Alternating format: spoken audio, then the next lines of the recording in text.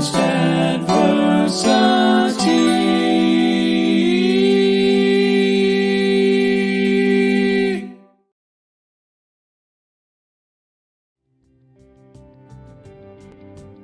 In this second video exploring the history of comics, their creators, and their impacts on culture, we move ahead in the timeline from proto-superhero comic strip Flash Gordon and his creator Alex Raymond, to the very first official superhero. While technically the Phantom is generally granted the title of the first superhero, and Doc Savage was the first to have abilities beyond that of normal human, the last son of Krypton, the Man of Steel, the Big Blue Boy Scout, Superman was the most recognizable and therefore the most marketable. He was the distillation of what a superhero could be, with his signature costume, red cape, and incredible set of powers. Superman is the purest embodiment of the male power fantasy, the progenitor of every costumed adventurer and vigilante to come after him. He's the Beatles of superhero comics, the archetype on which so many, just countless characters would be built. Superman is the Big Bang of superhero comics, and like the Big Bang set the universe into perpetual motion, Superman's influence has continued expanding, bringing life to just so many other characters. He's inspired generations of people and touched the lives and the imaginations of just hundreds of millions of people across the globe and across nearly a century. Jerry Siegel and Joe Shuster created perhaps the most recognizable fictional character ever. Superman would go on to achieve unparalleled success, save for a few of his peers like Batman. Throughout the 20th century and so far in the 21st century, Superman has garnered 100% brand recognition. He's become synonymous with the concept of the superhero, and he's racked up billions of dollars in profit across comics, movies, television, video games, radio, merchandise, theme parks, and just everything you can think of. Superman's publisher, DC Comics, was built on the success of the Man of Steel. Batman was only possible thanks to Superman's success. It's not hyperbole to say that Superman is one of the most influential, profitable characters ever created in any medium.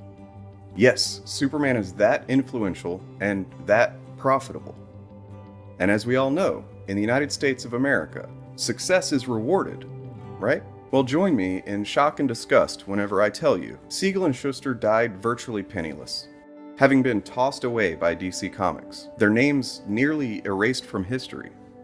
As we explore the themes of the very first Superman comic books, we'll try to answer these questions. What is the truth of the creator's tragic outcomes? Is there any justice for the poor and working class?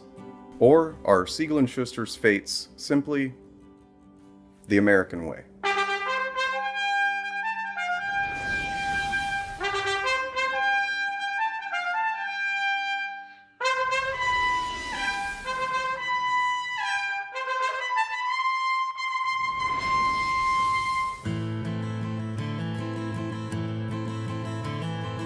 Soon as you're born, they make you feel small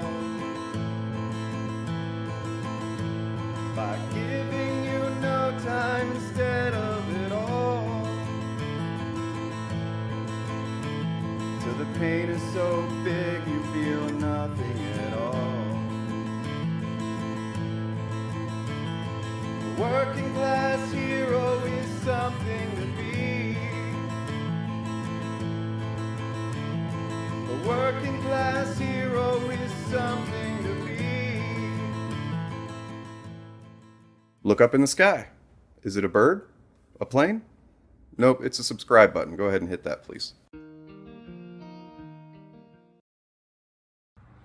Alexa, how many movies are there in the Hotel Transylvania franchise? The Hotel Transylvania franchise consists of 4 movies: Hotel Transylvania, Hotel Transylvania 2, Hotel Transylvania 3, Hotel Transylvania, Summer Vacation, and Hotel Transylvania 4, Hotel Transylvania, Transformania. Alexa, when did Hotel Transylvania 4 come out? The film Hotel Transylvania 4, Transformania was released on January 14th, 2022. Alexa, when is Hotel Transylvania 4 coming out? As far as I know, Hotel Transylvania 4 has not been created and there are no official plans to produce the film. Alexa, what the fuck is wrong with you? I'm happy to hear how I can improve. I would like to ask a question. Why do you want me to call you a Kit Kat? You're clearly not a Kit Kat or this Zimzer, Bimber, Ginger, Genghis Khan. You're clearly not. So why? I think for the most part, if they were hit with sodium pentanol and they had to give a correct answer, an honest answer, a lot of it would be 99.9% of the time, I'm seeking attention. I am the internal monologue of Az, aka heel versus baby face, aka the silverback. I am the dumb one in the fandom menace. It is curious that I never use any part of my real name online. But also I can't even decide which fake name to stick with. Yet here I am, being a right prick about someone's nickname in a video, desperately trying to hide the fact that I don't have a personality. What a fucking useless sack of shit I am. Any of you incels doing on 4chan, Snyder cut motherfuckers want to get on the line now?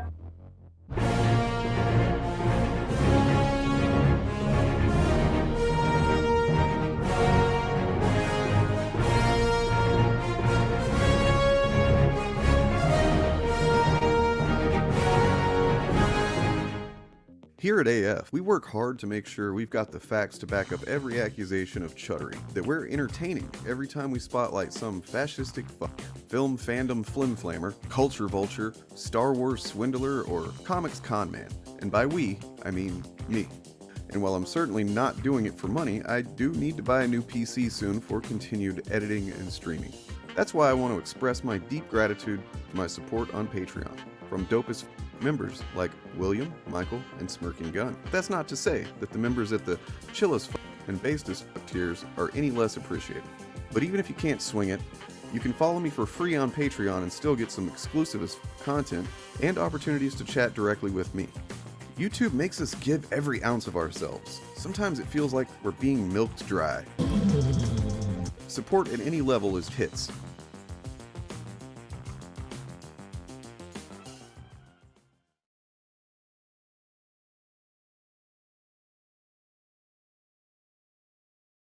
Look, here's the thing. It's the ever-loving blue-eyed thing. It's clobbering time.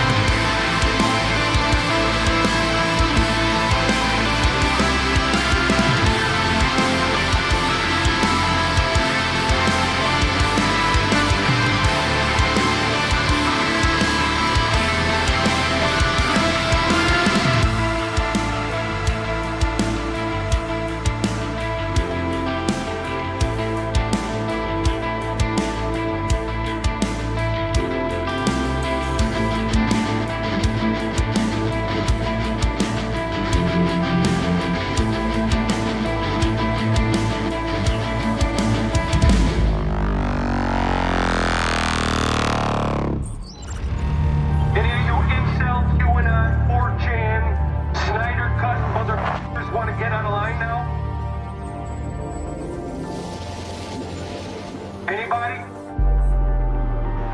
Won't somebody please think of the children? The only way that you can really stop this kind of thing is to arouse public opinion. It's very upsetting. It has a bad moral effect. Forced adversity.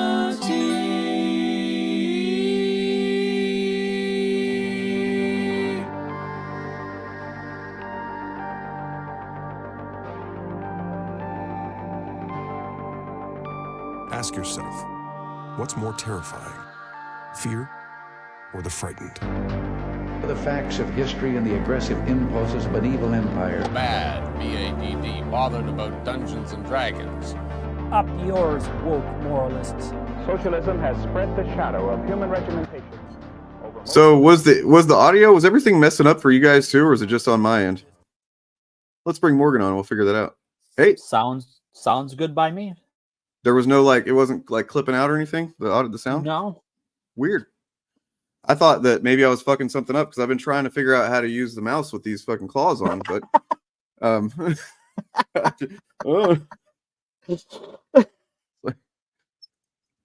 didn't see that coming. I know you got those, and I know you love them. I haven't figured it out yet. I was like, I've poked holes in like my audio interface here. It's right in front of my mouse, so I'm like, stabbed that a few times now. You really need a new computer, I'm sure. You press. It's a real head scratcher. It's a head scratcher. The laughter you just caused made all the dogs come in here. Say hello to the dogs. Hello, dogs. Hi, that's Roscoe. Oh, Roscoe. I can't quite get the other one in the picture. Cutie. Goodness me. Such a cutie. I spooked him. It's okay. Well, cool. Well, I'm glad there's not any real issues going on. I thought I was gonna have to like restart the stream or something because it was just like, yikes, on my end. But I guess that might be because I won't get into it. It doesn't matter. That's not what the people are here for. The people aren't here for that. They're here for us to talk about, I've got every week so far, I've had a thing prepared about Wolverine because it's Wolverine year. It's the year of the bub. I forgot to fucking prepare something today. I didn't think about it. But that's okay because it's not your happy birthday then. It's a fucking camera. It's okay because the fates have smiled upon us. As everybody can't wait to tell me, I thought I was going to surprise somebody. The trailer has arrived. Marvel Jesus is here. He has risen. Yep. He has risen. Come, and I'm sure he's going to come again. He's going to come and come and come. And I'll be honest, man. Like I was not sure how it was going to feel to see him. To see like just I figured that the filmmaking style would look different and it would, things like that, and it does. But I wasn't sure that I would like it compared to. Yeah. And I do. It's like it's so cool looking. At least so far, the fact that like. His costume is essentially the same, except it's more the superhero instead of the mercenary. Right. And I fucking love that they just, paid that attention to detail. I loved the first joke, really, which was about the first joke is the hair. Let's be real. Okay. Yeah, that's true. That hair is terrifying. Like, yeah. I didn't know we were going to get a horror movie out of Disney Deadpool. It's pretty, like, I want to know why was that just, he was trying to live a normal life or something? Trying hair, I guess. What I really like is that, I assume it has to be, the plot has to be that the TVA is after him because of the shenanigans he did at the end of the last movie, right? Like, right. And that's great because that means that they're not just, he didn't just get a free, pass for doing some shenanigans at the end of cool. But I like how, like, if that's how they're doing it, that he is in trouble for, like, end credits shenanigans. That, like, you could, in theory, if you walked out of that movie, just going, that was a great movie. And then, like, wait a minute, what? But I don't think he's in trouble. I think that they kind of like, he got on their radar doing that maybe. And that, but they actually are interested in him because he can break the fourth wall. So they're like, oh, you're the guy that can do the thing we need. Right. That's what it seems like anyway. And yeah, that's definitely 100% fucking patched. 100,000% patch. No fucking doubt in my mind. Yeah, they wouldn't have shown that if not for being patched. Is this the first movie we're getting with the TVA? Like, there's a few MCU movies I haven't seen. Yes, but I think this is the first time in the movies we're getting the TVA. Mm-hmm. Mm-hmm. And we get dude. What's his name? I don't know the actor's name from Succession. Is playing it. The character's name is Paradox. Yeah, that's what the subtitle said. And yeah, he's a great actor in that show. Only thing I've ever seen him in is Succession, but he looks to be just as good in this. And that's exciting. It's all exciting. I like that. That one of the other things that I had been concerned, like, is this gonna live up to the previous ones? Is the director Sean Levy? I know that he's done. Like I liked Free Guy a lot. It was a surprisingly fun movie. And then what he's done. He hasn't done a whole lot, but he's done Free Guy. He did that Red something movie, I think, on Netflix, maybe that wasn't him, but he definitely did the Adam Project with Ryan Reynolds, which was So he's fine. worked with Ryan Reynolds a lot before. Oh, Maybe that's why. they are partners. They are kind of like committed to one another at this point, creatively. It seems like basically, it seems like Ryan Reynolds insisted that he be the director of this movie. Well, that's I guess you get a guy who Who you're good working with, right? Yeah. And Ryan Reynolds, he can command some things. I think these days he's, But yeah, so I wasn't sure how. I was like, because the action scenes in the first two are like literally the first movie you've got Tim Miller, the second movie you've got Chad Stahelski. Both of those guys are like action directors, right? And I was like, is he going to be able to? Kind of looks awesome. A little, the little action we've seen looks pretty good. So I'm definitely hopeful. And I really wanted to get some drops clipped out of there before the stream, but I didn't have time. So, expect some Deadpool 3 trailer drops throughout the week, though. Yay! Yeah, like the pegging joke. That was the one made me go, "Oh my god, they're doing it! They're doing the thing." He just made a pegging joke about Disney in a trailer for a Disney movie. I love it. Yep, I'm here for it. Love it. And it's like if you pay attention to the Guardians of the Galaxy films, you can tell that like Disney, there's some subversive shit in there that like Disney's, somebody had to have noticed it. Like there's the joke in the first Guardians film where he says, like you should see it in here with a black light. It's like Jackson Pollock painting. Yeah. And I don't know if this has ever been confirmed or not, but like I hear it. If you go and you listen to the movie with headphones, like earbuds in or whatever, there's later on, whenever they're all standing kind of in a circle and he gives his inspiring speech or whatever, we're all losers speech. And he kind of like shifts and steps or something. And you just hear like, like it's very faint, but it's like, I think that's on purpose. I think James Gunn put a squishy jizz sound in there. That's a very James Gunn thing to do. Yep. And they know who they hired for that movie. And then hired again after, and then fired him and hired him again. Right. Yeah, exactly, Bob. Free Guy was really, really good, actually. I mean, maybe I'm a little bit biased because I saw it with my kid. That was like the first movie that I just let my kid like choose whatever movie, and I was also happy with what she chose. So, I mean, we've seen movies together, but not like where it's like, you know what, you choose, and I'm just gonna grit my teeth and hope it doesn't suck. And it was actually like we both enjoyed it. It was a fucking great time. But then Adam Project, I mean, it's pretty good.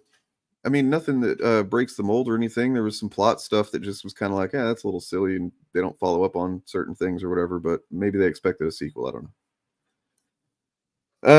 know. Anyway, and the action in Free Guy is good but I was like thinking, but the action in that movie is supposed to be video game-ish, cartoonish. So like, can he translate it to what we expect of Deadpool?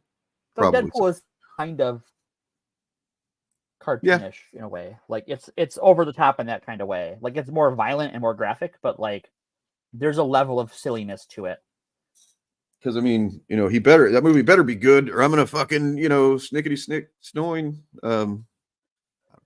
We get to see the claws at the end of the trailer, so those same claws. That was Dane in the trailer. I don't know if you know that. They don't show who that was. That was Dane. These were the hero props, as they're called, the ones that are actually used in the filming. I'm sure they are. 100% sure. It's like I did kind of laugh though, because I'm like, oh, they're gonna show him, and then they didn't, and I'm like, okay, but everybody's seen him now. We all know what he looks like at this point in the movie. So like, right? It's like they show Patch. They show the back of the yellow costume. They show the claws. Like, okay, so this would be funny, right? This is like the no fucking way. They stunt cast him. We know that Wolverine is in the movie, and we know Hugh Jackman is in the movie. But nowhere have they told us Hugh Jackman is playing Wolverine. No, I think they have. No. What? No. Have they? I mean, have they told us? We all assume. Not like in those words, but there's been enough. He's been in ads with like promo stuff with Ryan Reynolds. They talked about, and I mean, But has he said, or has someone on the staff said he is playing Wolverine? I mean, composer, all the great composers, there's the first time that everybody heard him, Yeah. That said, it maybe sucks, who knows? But I doubt it. I mean, even like the lamest Marvel thing, they haven't really botched the music. I think, you know what I mean. I can't think Yeah, of I any think it'll be example fine. where the Marvel MCU just they really whiffed that music. It's like at worst it's unnoticeable, and sometimes that's fine. Not every score needs to be Star Wars. So SCPR is on our time travel TVA theory with Deadpool in the second one. they have said that It's a this is different. not the same Wolverine. Like that, basically that Logan, that this is a different multiverse Logan. This is probably more like the one that was from the same universe, more or less, that Professor X was from Doctor Strange. Yeah. Right. Like he's the more comic booky version universe. Yeah, and like one thing I really did like was that I was expecting a joke, and they didn't do it, and I'm glad. Whenever Wolverine comes up to him, you see the silhouette, and I was expecting some kind of Wolverine joke from Right, Deadpool. because there's always been a Wolverine joke in every Deadpool movie. And I think that shows that they might have the proper amount of restraint and reverence that they need for this. You know what I mean? Like where he actually was like, "Oh no," so I don't remember. I mean, he said something kind of humorous, but it was not about like, "Oh, Hugh Jackman" or something like that. Like, yeah. Did he say that? That wasn't the same one as. Okay. I'm gonna think of it as being the same one though. I don't know. I've already done that grieving, man. Don't fuck me up like that. Jesus. No, you guys are killing me all over again. No. But yeah, I'm not saying my conspiracy theory is true. I have no evidence of it, and a lot of like secondary sources say that he's playing Logan. But man, would it be funny if the reason we don't see the front of Wolverine in the trailer is they've cast somebody else, and Hugh Jackman is just in the movie. If you think that people were mad about like the fucking Mandarin fake out, sure, people would riot. Like PR Deadpool on his own would riot. Like I would be right there with him. Riot. I believe you would, but I would have that would be in keeping with the spirit of Deadpool, I think. Nuclear heat. Yeah, that's kind of how I'm imagining it, right? Are you going to kill the new Warriors with all that nuclear heat? Oh God. Along with 600 kids. Right. We're gonna get the fucking registration act out of that heat. Yep. But for you and PR Deadpool, it's gonna be the Dane and PR registration act. So if you guys watched that video or any of it at all, I guess prior to this, I did mention, I couldn't remember if I did. I was like, I'm pretty sure I mentioned Superman smashes the Klan in that. You do, yeah.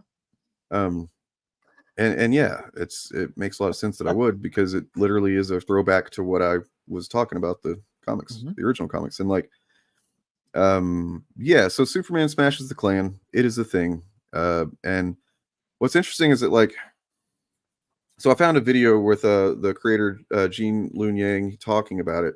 We can watch that in a minute. But like in the comment section of it was really the worst. I don't know why.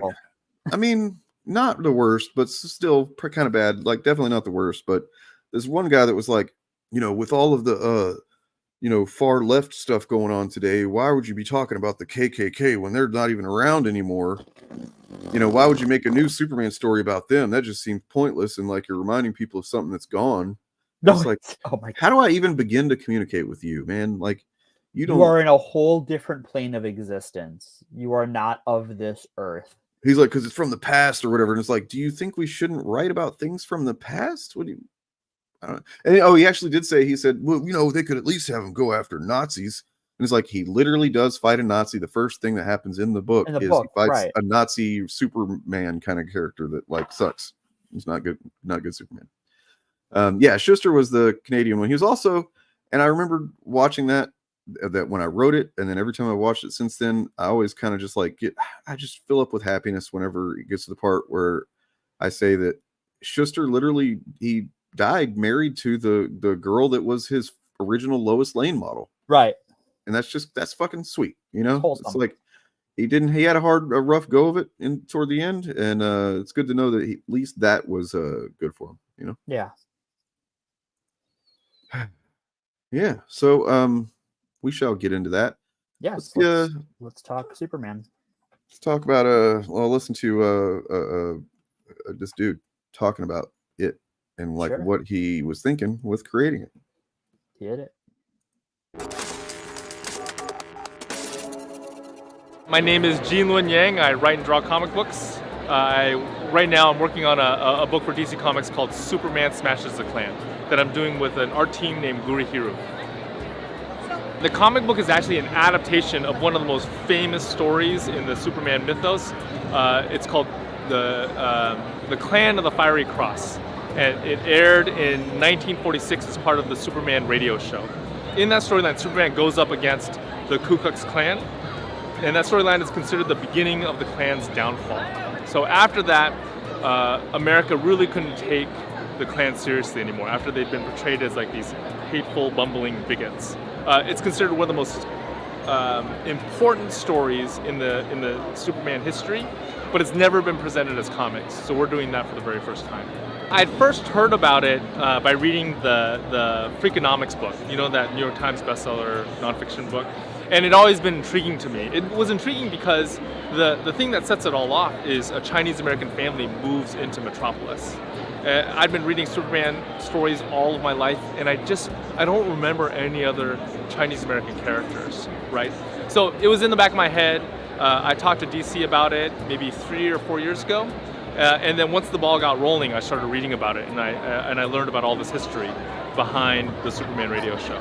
Plot-wise, we kept all of the bones of the plot, but there were things that we had to change. Like, so yeah, he said it's the in the story it's called the Clan of the Fiery Cross, so it's spelled with a K. But I mean, it pretty obviously is what it is, and what it is it is. It's not the radio show is not subtle. Yeah. And everybody, at that point, you probably everybody knew what the Klan was if you weren't part of it or had a family member that was part of it. Right. But like, especially, I mean, mainly in the South, and that's kind of, I've got a sort of an anecdote about that. Well, what's interesting is in this period that the Klan's sort of resurgence started in like one of the northeastern states, actually. Well, that and once again, kind of a throwback to last week's episode. Their Klan has had a presence in Oregon and Pacific Northwest. In the outside of the South, that's pretty much the only place they've had any kind of substantial presence. But we can get into the history of it a bit. Yeah. So, as Ku Klux Klan was founded in 1865, and it extended into almost every southern state by 1870. Became a vehicle for white Southern resistance to the Republican Party's Reconstruction-era policies aimed at establishing political and economic equality for Black Americans, based Republicans. It is back in the day when they were good Republicans. Well, did you know that the Democrats were the ones that created the KKK? So that just tells you right there, don't vote for them now, right? What? Who does the KKK vote for today? Exactly. I want to know, like, whenever I hear that brought up, it's like, oh, the Democrats. Okay, back up. Who does the KKK vote for in the year of our Dark Lord of the Sith, 2024? What's really fucking frustrating is whenever because like normally you hear that and you're like, okay, you say what? You're just ignoring the party switch, right? And right, and then but there are some of them will try to gaslight you about that too. Right. They'll be like, well, it wasn't really a party switch. And they'll have some kind of convoluted shit they say. And it's like, dude, shut up. You can look this up. It's really easy. It's not rocket surgery, So its members waged an underground campaign of intimidation and violence directed at white and Black Republican leaders. Though Congress passed legislation designed to curb Klan terrorism, the organization saw its primary goal, the reestablishment of white supremacy, fulfilled through Democratic victories in state legislatures across the South in the 1870s. So this is basically, same as it ever was, where like you had a big ass movement and a little tiny little war about, this slavery thing and owning Black people. That's bad. Let's not do that. And then there was this pushback against it of like, okay, that's what you say, but like, we don't like that. And we're going to do some terrorism. We would rather own people. We would rather. And I mean, surprise, the people that are cool with owning people also are cool with just like, killing people and doing rampant terrorism. Yeah. Mm-hmm. Like the KKK is and was a organization. Yep. So after a period of decline, white Protestant nativist groups revived the Klan in the early 20th century, which is the version that we'll be, kind of looking at here. Burning crosses and staging rallies, parades, and marches denouncing immigrants, Catholics, Jews, African Americans, and organized labor. Wow. Look at that fascism rearing its head and just not liking organized, working class power. The civil rights movement of the 1960s also saw a surge of KKK activity, including bombings of black schools and churches and violence against black and white activists in the South. And then, of course, now you got your Dylan Roofs and your, it's like there doesn't even need to be a Klan anymore, really. Like with the internet, you just get right. Yeah. You just have Stormfront, right? Like you don't need the hoods and the bathrobe. You have the Stormfront, and then everything that's been begot from Stormfront with like the tactics that have emerged in things like anti-fandom and InfoWars, and then anti-fandom that's connected to InfoWars. Even beyond that, yeah, militia groups, these like pseudo patriot groups, people like the Proud Boys are all sort of descendants of the Klan. Mm-hmm. You can draw a pretty direct line. Yeah. From even like one of the things that the original radio play Clan of the Fiery Cross does is it, in terms of how the Klan, the real life KKK behaves, their little secret rituals and stuff were integrated into that radio show. Yes. And they're very silly. Yes. Well, I mean, yeah, that's like really, people. In fact, I've released a couple of videos in the last week that are like compilations of some of the silly fucking edits that I've done and stuff like that, mainly about chuds. Right. And they're getting comments, and they're probably just fans of those chuds, but they're like, "Oh, you think it's funny to, you spending your life making fart jokes about Eric July? That's great life you got there." And it's like, yeah, man, it literally is, because what I'm doing is just a time-honored fucking tradition of making fascists look silly. Right. It's just they are silly, but they want to be taken very, very seriously. They want to be taken seriously. Show that they're like, no, these are not people to be taken seriously. Like their ritualism and their secrecy exists to make them feel special and feel powerful. But if you can take pieces of it out and show them to an audience that isn't sort of pre-indoctrinated, it's silly. Yeah, I mean, because like the motive, the drive to do what they're doing is very fucking small and insecure and it's like pathetic. And it just inherently is that it's not something that anybody, if you pull back the curtain, you're not going to be like impressed by the machinery here. You're just like, oh, this is fucking lame.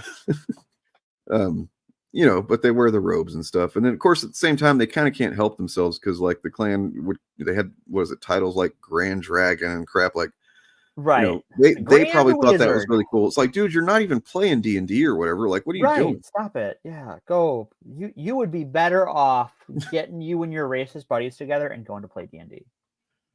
I can point you, if you are a racist interested in the Klan and you want to reach out to me, there are several old school style D&D clones that are perfect for you, and I'm happy to point you in their direction instead of joining the Klan. It's a healthier outlet for you.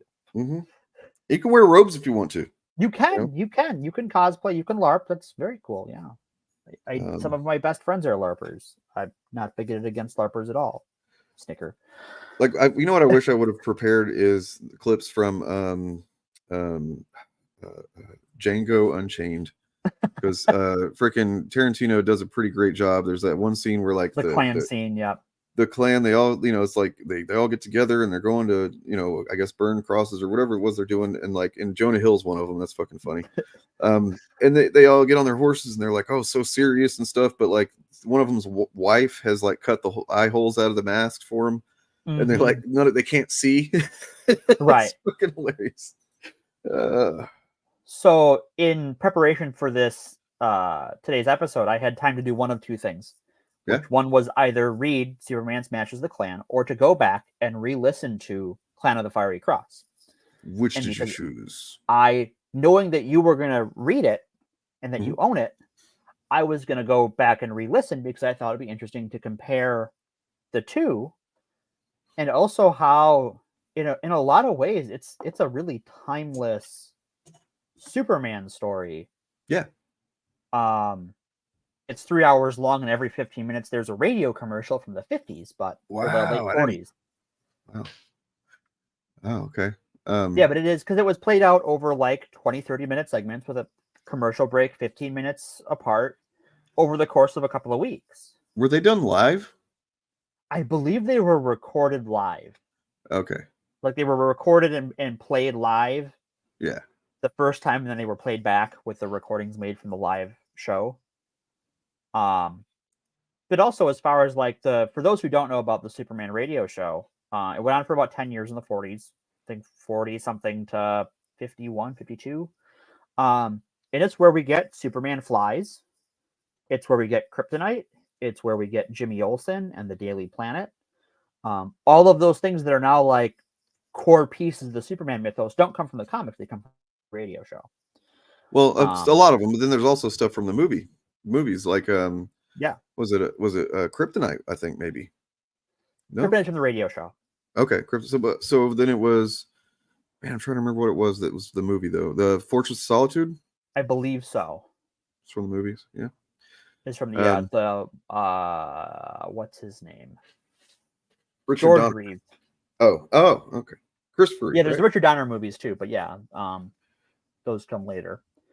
But yeah, the it's interesting. I don't know how much in Smashes the Klan, but he spends most of the story as Clark Kent.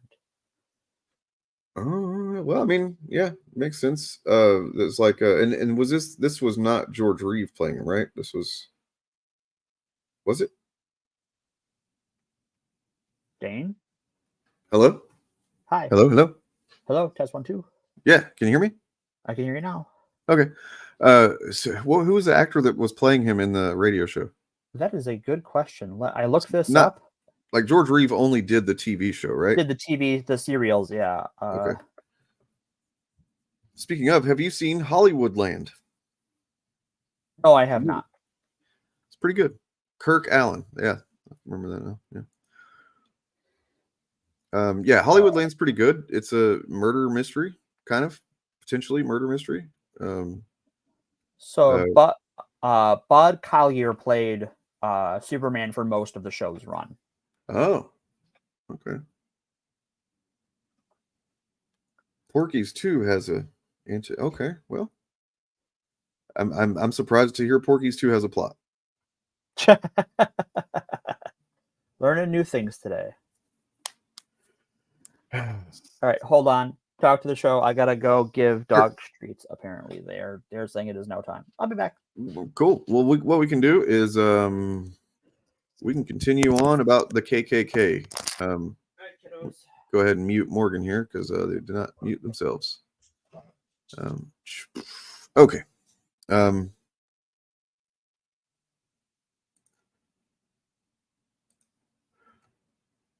So the KKK, the actual one, was formed by several Confederate veterans. Imagine that. Founded the first branch as a social club in Pulaski, Tennessee in 1865. The first two words of the organization's name supposedly derived from the Greek word kyklos, Kyklos, meaning circle. In the summer of 1867, local branches of the Klan met in a general organizing convention and established what they called an invisible empire of the South. Leading Confederate General Nathan Bedford Forrest was chosen as the first leader, or Grand Wizard, of the Klan. He presided over a hierarchy of Grand Dragons, Grand Titans, and Grand Cyclopses. Come on, man. Y'all are... Look, it's one thing to be a nerd whenever you like cool stuff and you're nerdy about it, but y'all are being nerds about some really cringe shit. That's stupid. I'm starting to think this KKK is kind of bad news. All right. organization was coincided with the beginning of the second phase of post-Civil War Reconstruction. So it was put into place by the more radical members of the Republican Party in Congress after rejecting President Andrew Johnson's relatively lenient Reconstruction policies. In place from 1865 to 66, Congress passed the Reconstruction Act over the presidential veto. Under its provisions, the South was divided into 5 military districts, and each state was required to approve the 14th Amendment, which granted equal protection of the Constitution to former enslaved people and enacted universal male suffrage. Just males, though. We're halfway there. Yeah, so at the peak in the 1920s, the Klan membership exceeded 4 million people nationwide. So really not that many, but also kind of a lot considering, that they were wearing sheets and calling themselves Klan Cyclopses and shit. I don't know if you caught that part, Right. but that was Yeah, they have some very interesting titles. and so from 1867 onward, Black participation in public life in the South became one of the most radical aspects of Reconstruction. Just, Black people existing. As they won election to southern state governments. And this is a very interesting point in history that doesn't really get explored a lot, from what I can tell. Just there's a very brief period of Reconstruction before, the racists fucking got their way and kind of like successfully shoved, the Black people down again. But like for a brief period there, they were winning offices. They were, making shit happen. Well, it turns out, like, when you don't force the population to vote one way through a bunch of fuckery, it turns out they're not it's easy to be popular when you're the people who didn't want to own people and to start a war over it. Right. Yeah. Because, I mean, at that point, everybody knew somebody that had been, hurt or killed in the war. So it's like, right. Everybody had to confront the reality of like, yeah, that was pretty stupid, wasn't it? Like, and all because they wanted to own people. Yeah. Yikes. Well, and it's not slave owners who fought the Civil War for the South. Fully agree, man. Like, it really. Yep. It is the greatest mistake in the 19th century, and as far as the United States goes. Yeah, I mean, honestly, sincerely, like if it was a time travel, change history thing, possibly even over, I mean, look, if we were successfully, like, kept them from ending Reconstruction early, and we saw Reconstruction, kind of like through and really see some foundation laid, Hitler and the Nazis wouldn't have been inspired by the U.S. There's no they were. KKK, there's no eugenics, or certainly less prominence of eugenics, because this is, as far as the origin of American race science, sort of comes about as a reaction, or doesn't come about because it existed before then, but it gets a big boost after the Civil War. So next time somebody's like, "Would you kill baby Hitler?" Like, nope, you don't have to. Don't have to. Do the smarter thing. Would I kill him? No, I would give him an art scholarship. Right? Yeah. Like, this guy wants to be a painter. Okay, I'm gonna hire him a tutor. Or at least like I don't know, some mustache, some facial grooming tips or something. I don't know. Right. That's dumb. That was a dumb joke, Dane. All right. That wasn't that bad. Hey, Charlie Chaplin rocked that mustache. I'm sorry. True, and yeah, really is only but I mean, he didn't rock it enough, I guess, because like if you even said I'm going to do Charlie Chaplin, you're not going to look like Charlie Chaplin. You're not going to look like no one can look like Charlie Chaplin for the history of humanity now, and that is one more of Hitler's crimes. Unless things go a certain way in November, maybe then you might start seeing it. I know. I'm sorry. I'm in a perfectly good mood. True. Okay. Yeah. Me too. So let's see. At least 10% of the Black legislators elected during the 1867-1868 constitutional conventions became victims of violence during Reconstruction, including 7 who were killed. Wow. White Republicans derided as carpetbaggers or scalawags, and black institutions such as schools and churches, symbols of black autonomy, were also targets for Klan attacks. And you think about that. I mean, schools, look, it doesn't matter what race you are, they're getting it left and right these days. But churches in particular has still been a thing. Where was it? Dylan Roof was one of them. Yep, shot up a black church. And Just racist violence against religious facilities. I mean, here in Wisconsin, we had the Sikh temple shooting in Oak Creek, where a person thought that Sikhs were Muslim and decided to. God damn it! I mean, it's incredibly common amongst idiots to think that Sikh is just Muslim, but like, if you're gonna be a bigot, fine. But like, if you're gonna actually go through with fucking killing people, please make sure you do a quick Google. I'm not. There's no way. Google. Yeah. There's no way I'm saying that. That's gonna sound right. So I'm not gonna keep saying it. But like, make sure you're killing the right people. No, don't kill anybody. But don't kill anybody. But like, good gravy. You couldn't do a 3rd grade level of research before you. I mean, that's really the most committed tragic, a crime against humanity, disgusting and tragic version of Dunning-Kruger. It's like very, very confident, but also very, very stupid, and they don't know. Yeah, violent and stupid. Yeah. So, by 1870, the KKK had branches in nearly every southern state, and at its height, the Klan did not boast a well-organized structure or clear leadership. Local Klan members, often wearing masks and dressed in organization's signature long white robes and hoods, usually carried out their attacks at night because they're cowards. I added that part.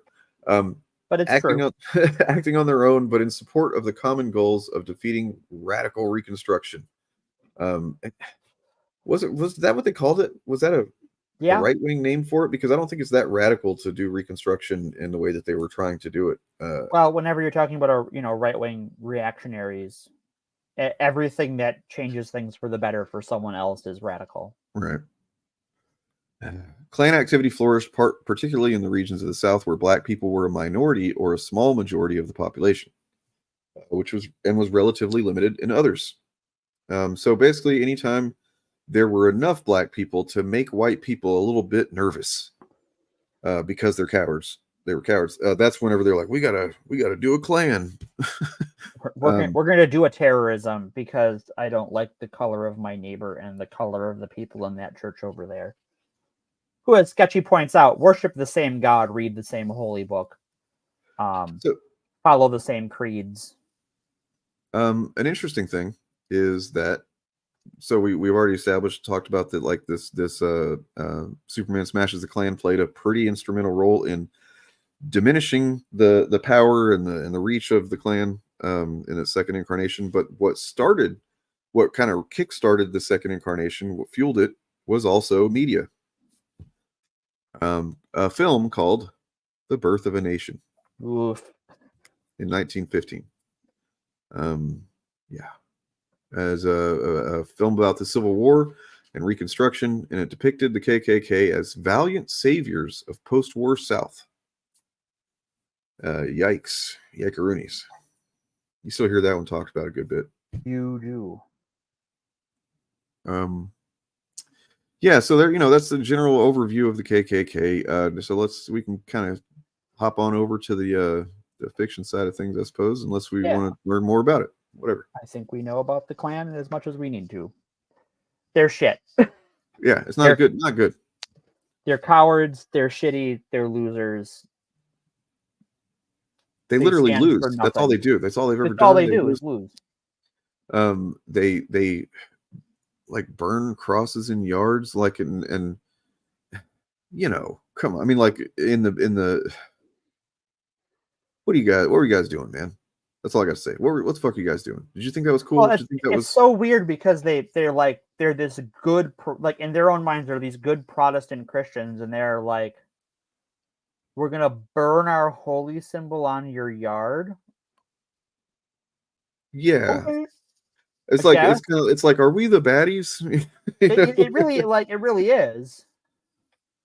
Like I wonder if that happened. That probably did at some point, to some degree. There's probably one guy at one point that was like, "Hey, wait a second, man, the cross. We love the cross. Why are we?" And then everybody's like, "Shut up, Jim Bob, shut up." Right. Okay, Rick, sorry. shut up. Shut All up, right. Rick.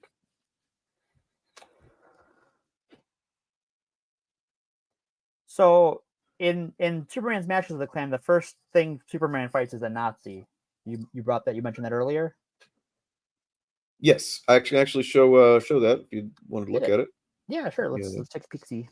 Pull this bad boy open here. Right, I'm gonna roll back and give someone pets. They are a little nervous. Oh.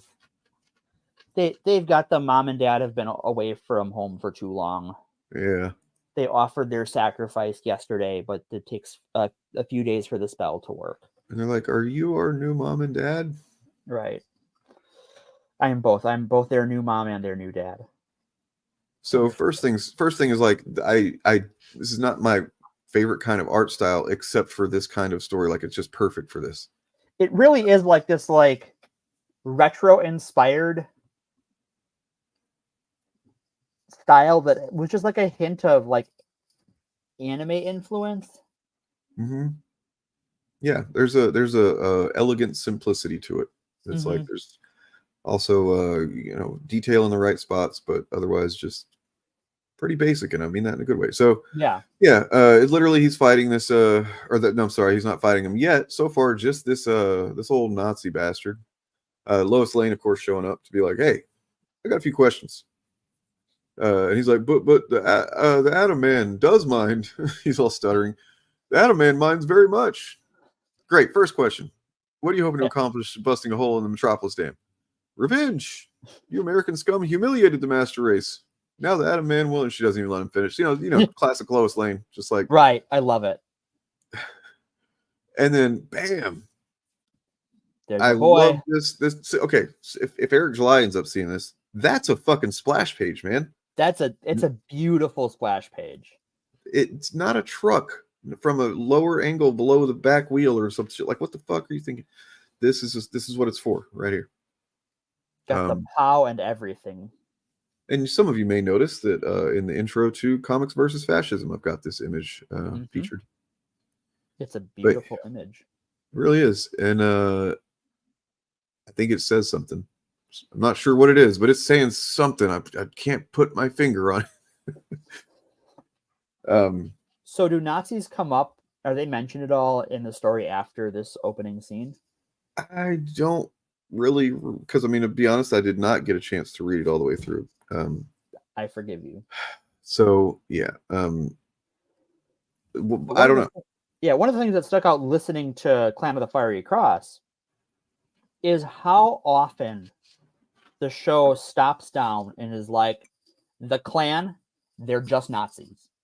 These two things, they are the same thing. Yeah. Explicitly. And then yeah, that's true. Just his little curls, like fucking. Yay! Got We're beating up Nazis today. And by the way, like, I don't know anybody that hasn't read this and isn't aware. So this actually, an interesting thing about it. I mean, lots of interesting things about it, but like this version of Superman is about powered to the level he was at this time in comics history. So he can't fly yet. He can leap from leap tall buildings in a single bound. He can he's strong, but he's not like pull a planet across the galaxy strong. Right. Yeah. So that's pretty cool. I appreciate that they chose to do that. One of the benefits, I guess, of doing an out of canon, kind of retro story is you don't have to have him be the most powerful thing ever. Right. And I think it goes to show that you don't need all the powers to be. Superman is more than his powers. True. So I will say this though, it's kind of unrelated, but also related to what we're talking about right now. But right now, or at least I don't know how long he's writing it for, but the Philip Kennedy Johnson run of Superman, he actually had it so that whenever, like at the beginning of his run, Superman, his powers were kind of like decreased, and he was weakened. He was on was it War World? Okay. And he was kind of in gladiatorial type situation. He had to kind of lead a revolt and whatnot and save these people on this, on that planet from I think Mongol. And so he didn't have all of his powers. He could be hurt much easier. But then afterward, I'm not sure what happened. I haven't read it, but now he actually has more powers than he ever has. Interesting. And I'm not even sure what they all are. He kind of like, but the way it's written is so good that it doesn't. I think he uses one of his new powers once. I think to kind of like, what is it? He like vibrates Lex out of his super suit or something like shit. I don't remember what it was, but It's it was some like Silver Age shit. but I mean, yeah, and it's kind of like, okay, so this is a confident writer that's like, yeah, I know there's the whole problem with all the powers, but watch what I'm gonna do. I'm gonna give Watch him me. new powers on top of his other ones. He's more powerful than he's ever been, but I'm also going to be very restrained, and I'm gonna, and it's just really cool from what I've read. So. Mm-hmm. Yeah, and then no, because that's just that is Peach Momoko is doing the new Ultimate X-Men. Unless Peach Momoko is part of some collective artists, is that what this is? I think this was drawn. I think in that interview they mentioned it was drawn by a group of people. Okay, well, yeah. I mean, if Peach Momoko is part of, I forget what the name of it is. It did seem like it could be a collective. Then yeah, maybe. But have you seen that, by the way, the trailer for Ultimate X-Men? No, I have not. If it's a bold take, they're not doing anything. Like, it honestly seems like they're not even targeting me for the book, and that's fine. Like, I don't expect them to, but like, it seems to be a coming of age thing, and it has to do everything I've seen so far has to do with a little girl that is, it's actually Armor, is the main character, it seems like, but she like gets a zit or something, and like, I don't know. It's really weird, the stuff that they've shown, and I'm not even trying to describe it, but the art looks really cool. It's very unique and specific take on X-Men. Mm-hmm. Okay, so Guru Hiru and Peach Momoko are different artists. Fair enough. Okay. Kind of assume that. All right. So Nazi gets punched again, one more time, two more times. He's got some of that yikesy stuff in there. Some of that no good, no juice up in his. Uh-oh. Yeah. And he's doing some fucking bullshit. Like, he's just talking like a Nazi. Nazi science made the Atom Men very much stronger than the Superman. Haha. And then, no, not really. He said very much stronger is pushing it, don't you think? As he knocks his fucking helmet off. Yep. And he's going by the Superman too. It's just what everybody calls him. Which is weird, because in it's interesting they do that in this, because in the radio show he's just Superman. Yep. Yeah. It's interesting, the little tweaks and stuff. That's a good close up, good art. Kryptonite effect hitting, or maybe it's a Taco Bell. We can never know. Well, the Taco Bell lettuce is actually kryptonite. I don't know if you knew that. To your vowels. Let's see. Oh, so it's like without this, so the kryptonite was actually powering him to be like a big muscly guy. Now he's just some fucking nerd with a long chin. Take away that swastika and he's got nothing. Yeah, cool. All right. So yeah, it is. Did you want to read about the story, or what? Because we've got three different things here. We talked about the history of the KKK. We got to talk about this and the story of this, obviously, and then there's the aspect of the radio show. So yeah, you go on with the radio show. I'll talk about the radio show. So, where would you like me to begin? Or should I just go off? I guess we're just going off. Sorry, did you find out where how it came to be? Like, whose idea was it? What was the impetus behind it? Was it just that they realized it was going to be something kind of unique for an episode, or what? So there is a bit of as far as the history of the episode, there is some discussion as to its origins. So the popular story is that someone was looking to had infiltrated the KKK and was looking to spread what he had learned about their inner workings in a way that would discredit them or make them look like the bad guys they were. And that he went to the producers of Superman because Superman is incredibly popular, and proposed this story where Superman would fight the Klan, and the things he learned about that this activist learned about the Klan would be worked into the story. It's hard to know exactly how much of deepest Klan lore was in it, but from what I could tell with some limited research, is that the broad strokes of a activist went to the producers of the Superman radio show saying, why don't you do an episode about the Klan? And the producers, who are always looking for new people for Superman to go up against, were totally on board with this. Especially when you're talking about, this is 1946, we are just out of World War II, and there are several radio stories about Superman fighting Nazi groups in the United States.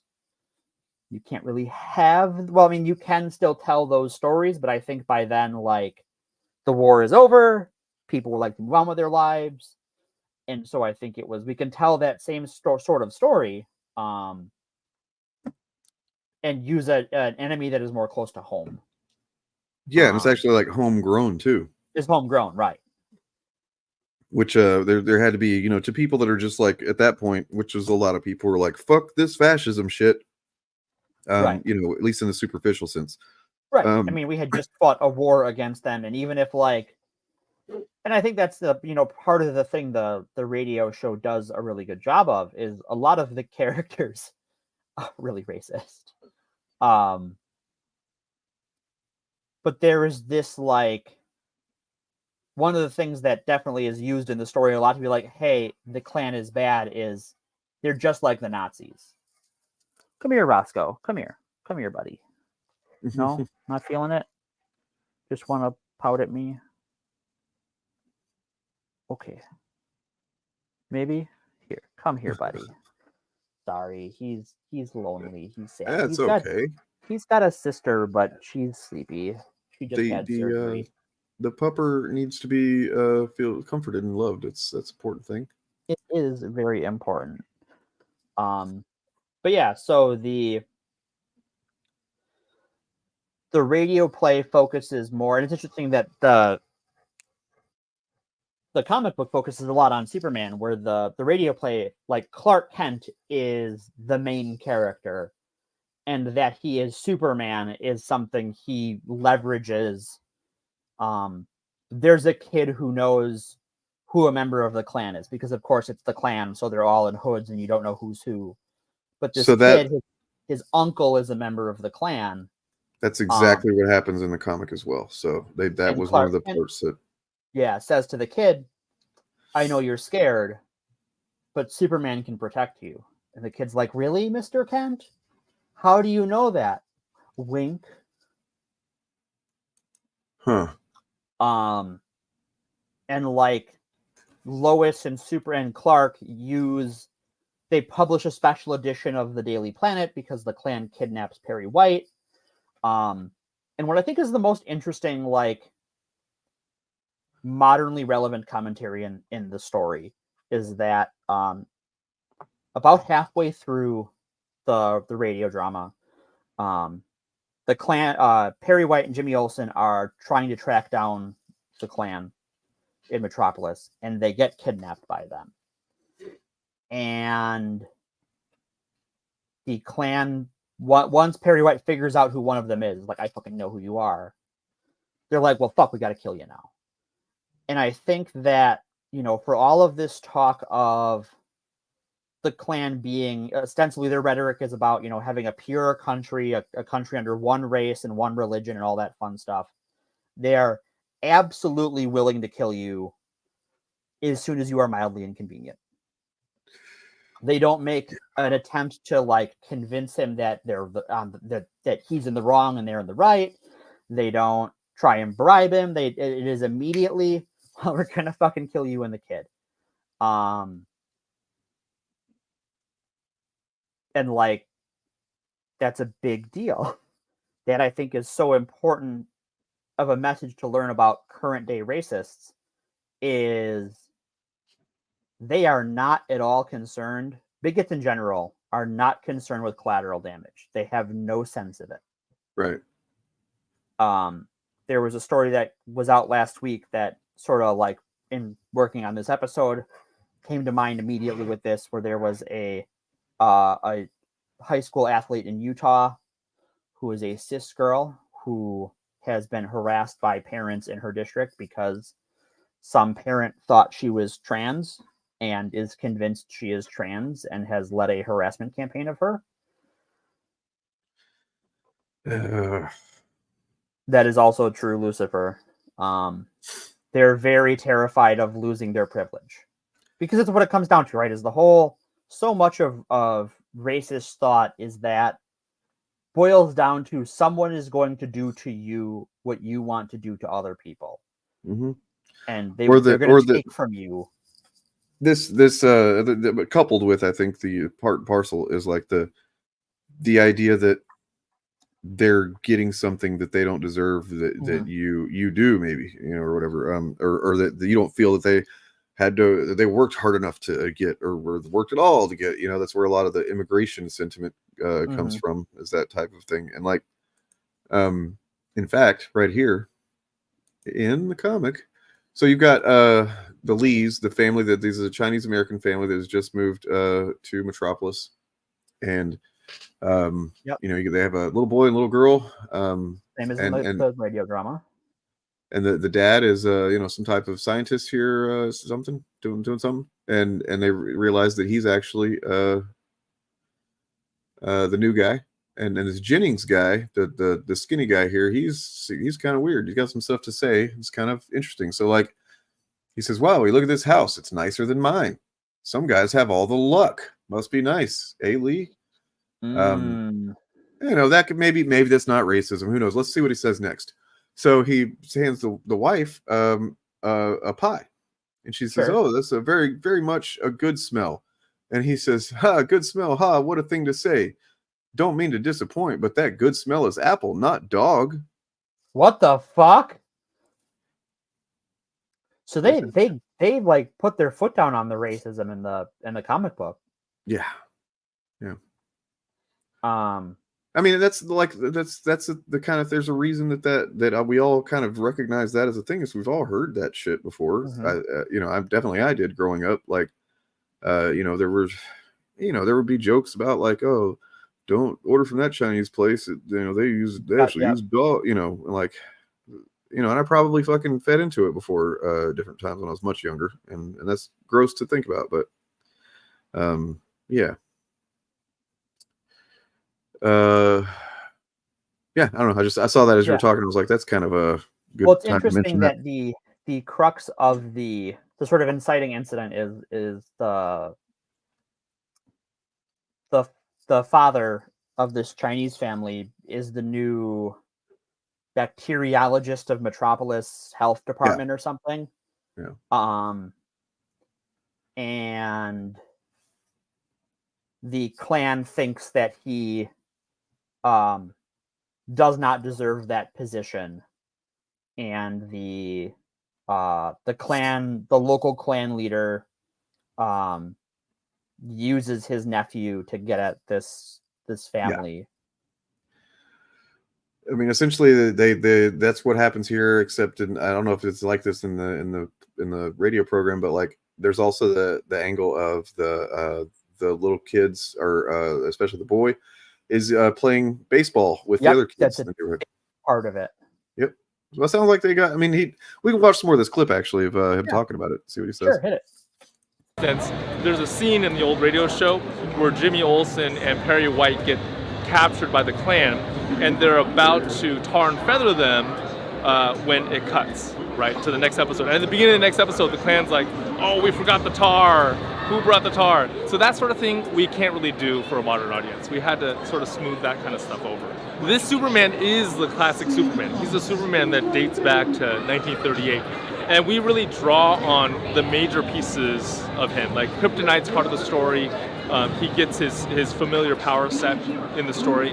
I guess the big difference, the big thing that makes this Superman my Superman is we heavily emphasize that he is an immigrant from Krypton. Well, to me personally, I think, when I was a little kid, I was not a huge Superman fan. I thought he was kind of a dorky character. It was only when I realized that he has this dual nature to him that is so familiar to anybody who's a kid of immigrants. Like I grew up speaking 2 languages, I grew up with 2 names. Superman has that duality at the center of him. That's when he started speaking to me. That's when he made me realize, this American icon, at the very heart of him is the immigrant story. Yeah, I have to say, I am writing the story from an unapologetically Asian American viewpoint. The main characters besides Superman are this Chinese American family, and the main character is actually the daughter of a family, a young girl by the name of Roberta Lee, who is sort of a Lois Lane in training. So because they are so centered in the story, we are trying to highlight the immigrant nature of the Superman character. I hope, though, there's this thing in writing where often, if you do it right, the more specific you get, the more universal your story becomes. So I'm hoping that because we're telling it from a very specifically Asian American standpoint, that it will become universal. That anybody who is either an immigrant or the children of immigrants or the grandchildren of immigrants or the descendants of immigrants will find something in that story to latch onto. This is a story that I've been thinking about for a long time, and I just feel so grateful to get the chance to talk about it. One of the things we want to talk about is how he has these 2 different sets of parents. What does it mean to have a set of American parents and a set of quote-unquote foreign parents? And that's something that I feel I personally feel very attached to that. I don't have 2 separate set of parents, but I do feel like in a lot of ways culture can act like your parents, and I do come from 2 very different cultures. That's really cool. That's a lot of interesting insights. First of all, I just want to say that guy talks about comics with the fucking joy of a child, and it's awesome. It's so cool. The joy of a child, and yet the knowledge of a guy who knows how to write very well. Definitely. So one interesting point of comparison is that the radio show doesn't talk about Superman's immigrant background, but the first episode of the radio show is about how Superman comes to Earth, like the destruction of Krypton and stuff. Mm-hmm. So it's definitely a part of the radio show mythos, but not the episode doesn't go out of its way to make that comparison. I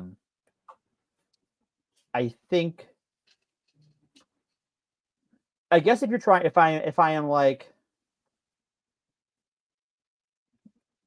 you're portraying Superman as the all-American Boy Scout, I wonder if the writers of the radio show didn't lean into his immigrant background because that would bias Superman in a way, or it could have just it could have been that simply that they didn't think about it. They didn't see it at all. They didn't. Yeah, there's just them. It's just Superman is just. Because kind of the way that I would have seen it, Superman, when I was young, is I didn't think of that at all. It was just this is just who he is when he's doing this and who he is when he's doing that. It's not until I got older and understood on some level, some type of racial analysis that I was okay. And yeah, I mean, I would willing to bet they probably didn't even know to write it from that perspective. Right. But maybe I'm underestimating. I don't know. I mean, because class analysis, race analysis aren't modern inventions, right? And the writers of the show were clearly down to do 3 hours about the KKK. So they had some level of race relations knowledge and interest. Yeah. So it's true. It's hard to say, right? Why? And there's not a lot of interviews about it at the time. At least that I could find in the time I had. But I do think it is interesting that the comic book adaptation leans into that. And I think it's really cool to lean into that. But I also think it because they tell different stories, I also see the benefit of the role Superman plays in the story is kind of to reassure the white characters that it is bad to be racist. Yeah, That and there and to it be you know, racist is to side with Nazis. and considering, I mean, honestly, sometimes that is that's what is needed in some Yeah. cases. Right. Yeah, And like the radio show, I was shocked listening to it how often every, if an episode is 30 minutes or whatever, basically every episode someone is saying the Klan's just Nazis. We're America, we fight Nazis. We should fight the Klan. Yeah, I mean, it's a thing that Superman's been doing, Forever, since back in the day. Mhm. Captain America gets a lot of the credit. Christmas did it too. I mean, because he was also, that was his goal. That was like his creation, the point of him, Captain America. But Superman was also doing some Nazi punching. There's also Superman was doing some, there was a bit of yellow peril kind of shit going on too. But like, I'm sure it was really easy to get swept up in that, considering the Nazis of it all back then. Well, it like that's one of the interesting things about the radio show. I've listened to several episodes. For this, I can listen to the one, but it's interesting they choose the family, the immigrant family, to be Chinese American, because there is a lot of yellow peril in the radio show. It is not an uncommon thing they lean on. It's not the most common, but it is a reoccurring. Well, even if it's not the same type of racism as like, as targeted at black people, it like just what we saw in the comic there was yellow peril essentially, because it's like, it may not be hostile, it may not be aggressive, like, outwardly, but it is like based on the idea that this Asian American family is Asian family rather is coming into America to take our jobs, and it's actually taking the better job. He's going to be my boss. Right. You know what I mean? And there's definitely some yellow peril in there somewhere, I'm sure. Oh yeah. But it's interesting to me that the radio show made the choice, right? I do think it was an active choice to be like, we're going to use a Chinese American family for this. And they are specifically Chinese American.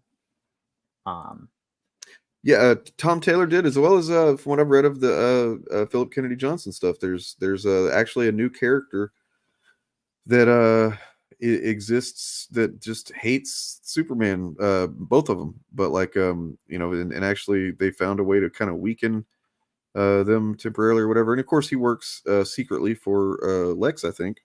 Of course.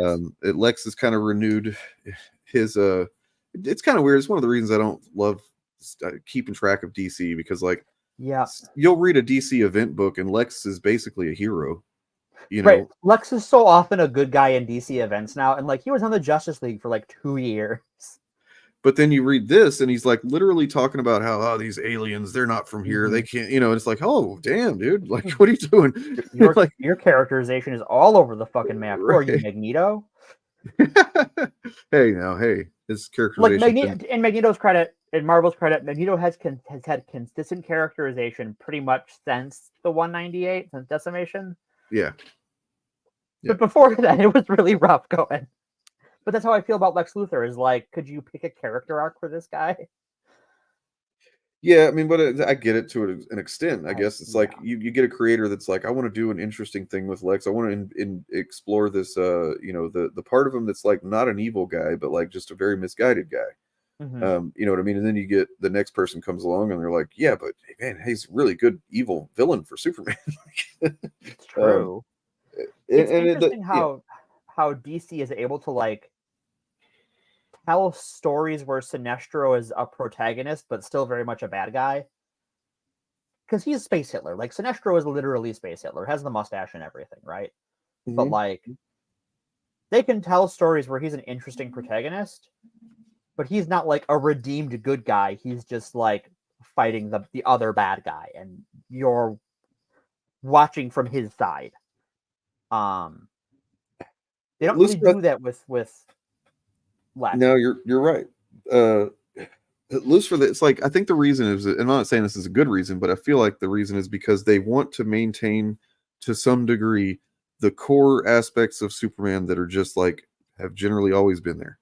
right? Like, you got to have your Lois Lane, you got to have your Lex, you got to have your Jimmy Olsen's. Like, you can take one of these out and do something weird with them every once in a while, but like eventually, status quo's got to come back. You know who's a really good Lex Luthor?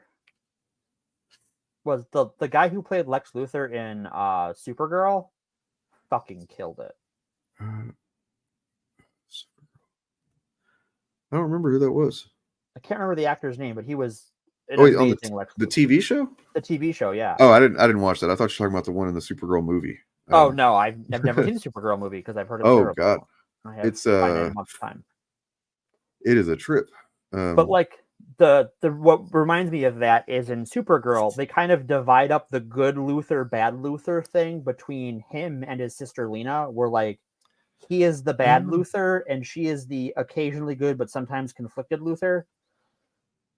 John Cryer, thank you, Joker. He didn't play Lex, did he? Oh no, you're right. He did. Because it was okay. I was thinking of Supergirl, or one of the shitty Superman canon sequels where John Cryer was like Lex's cousin or some shit. I think his nephew. And that's why they brought him back to just be Lex in Supergirl. Interesting. But yeah. Kind of like they brought what's his name back to be the Atom in, and then they did a lot of that. But they also had him play Superman in Crisis on Infinite Earths. They had him play like a version of Kingdom Come Superman. Lenny Luthor, thank you. Lucifer, I agree. Like, this is kind of like one of the inherent challenges to comic books as a mythology. Because that's essentially what we're talking about. It is a corporate product. Yes, it is also an ongoing narrative where things are intended to progress and matter as they change and have consequences. And yet, almost paradoxically, they also are kind of expected to be a mythology of modern mythology. Yeah, that we're like they are the American mythology. And so that means that you don't want them to be too different, right? Like generally, and I don't know. We've talked about it before with like the Spider-Man thing and how so a lot of people want Spider-Man to just be in his 30s and married to MJ. And I get that because, I kind of want it too, but then I fight that and think, but like, if it does make it, because presumably they made this they make these decisions because they've seen there's evidence that like a married 30-year-old Peter Parker is not as attractive to kids, right? Right. Like, and if that means that they can sell more to kids by having him be the traditional kind of Peter Parker, down on his luck, can't keep a woman kind of thing, right? Then maybe that's valid. I don't know. I also think that like for a long time they kind of had their cake and ate it too, where like you had married 30-something Spider-Man in the 616, and then you had Ultimate Peter, who was a teen and had girl trouble and all that stuff.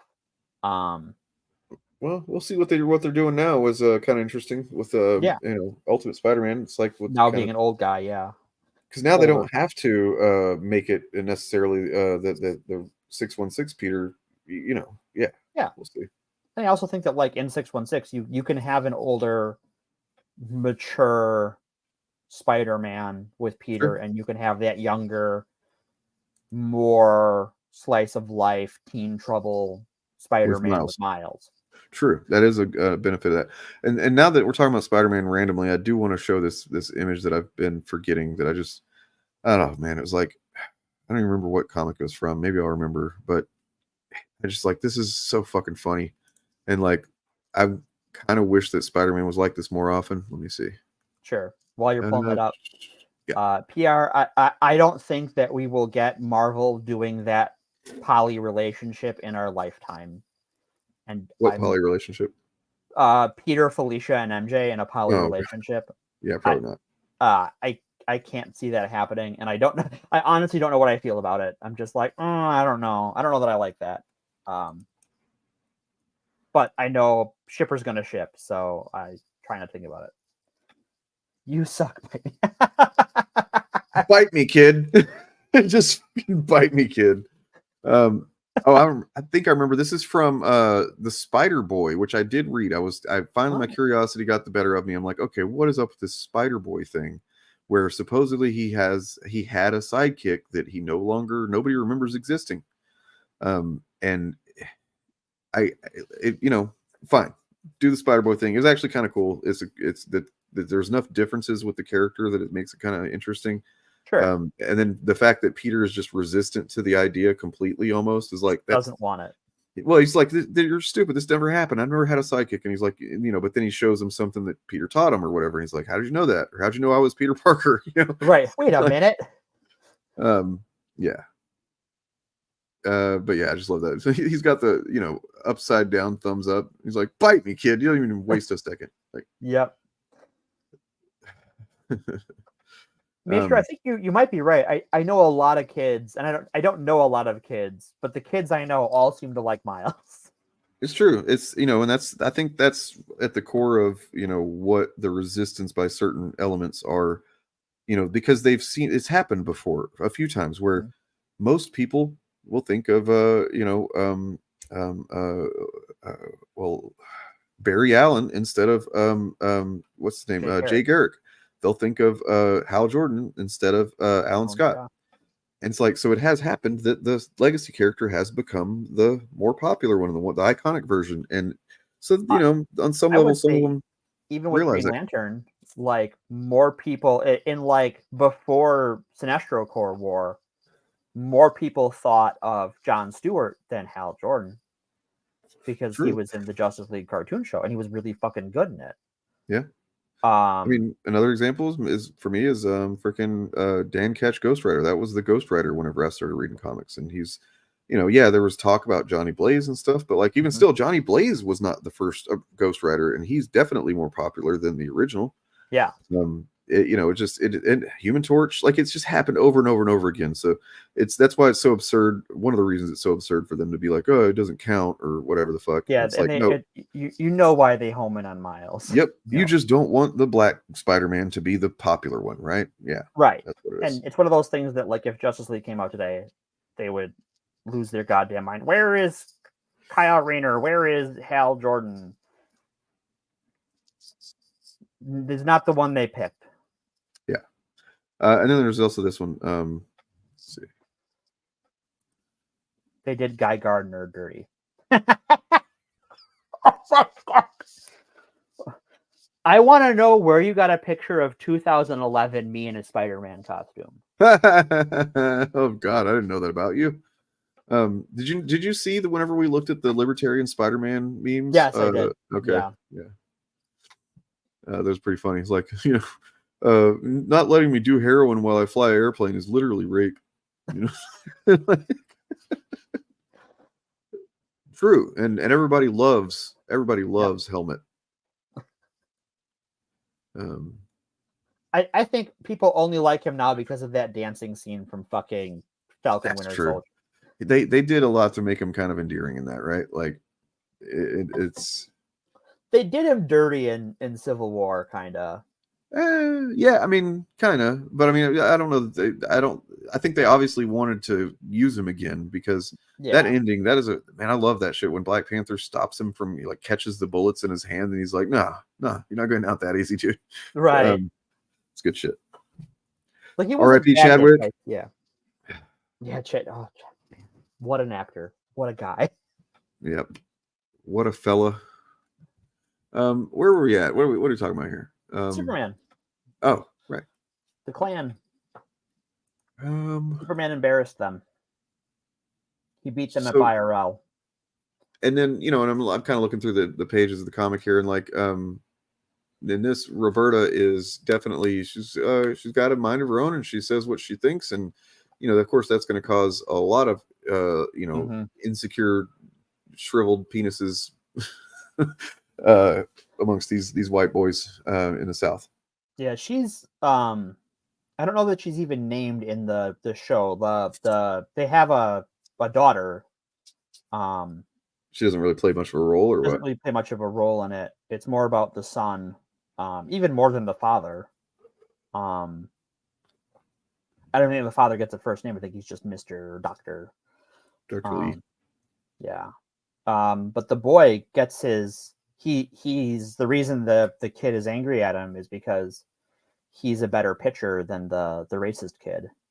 Yeah, I think that's in the comic. And he complains to his uncle. who's the clan leader and is just like, oh boy, I bet you're gonna help me with this thing. Wahaha. I don't know why he's Skeletor now. Well, but let's see. So yeah, I wanted to, I guess, give a somewhat of an anecdote. I mean, it's not really, like too eventful, but like, so I'm from the South in South Texas, redneck country.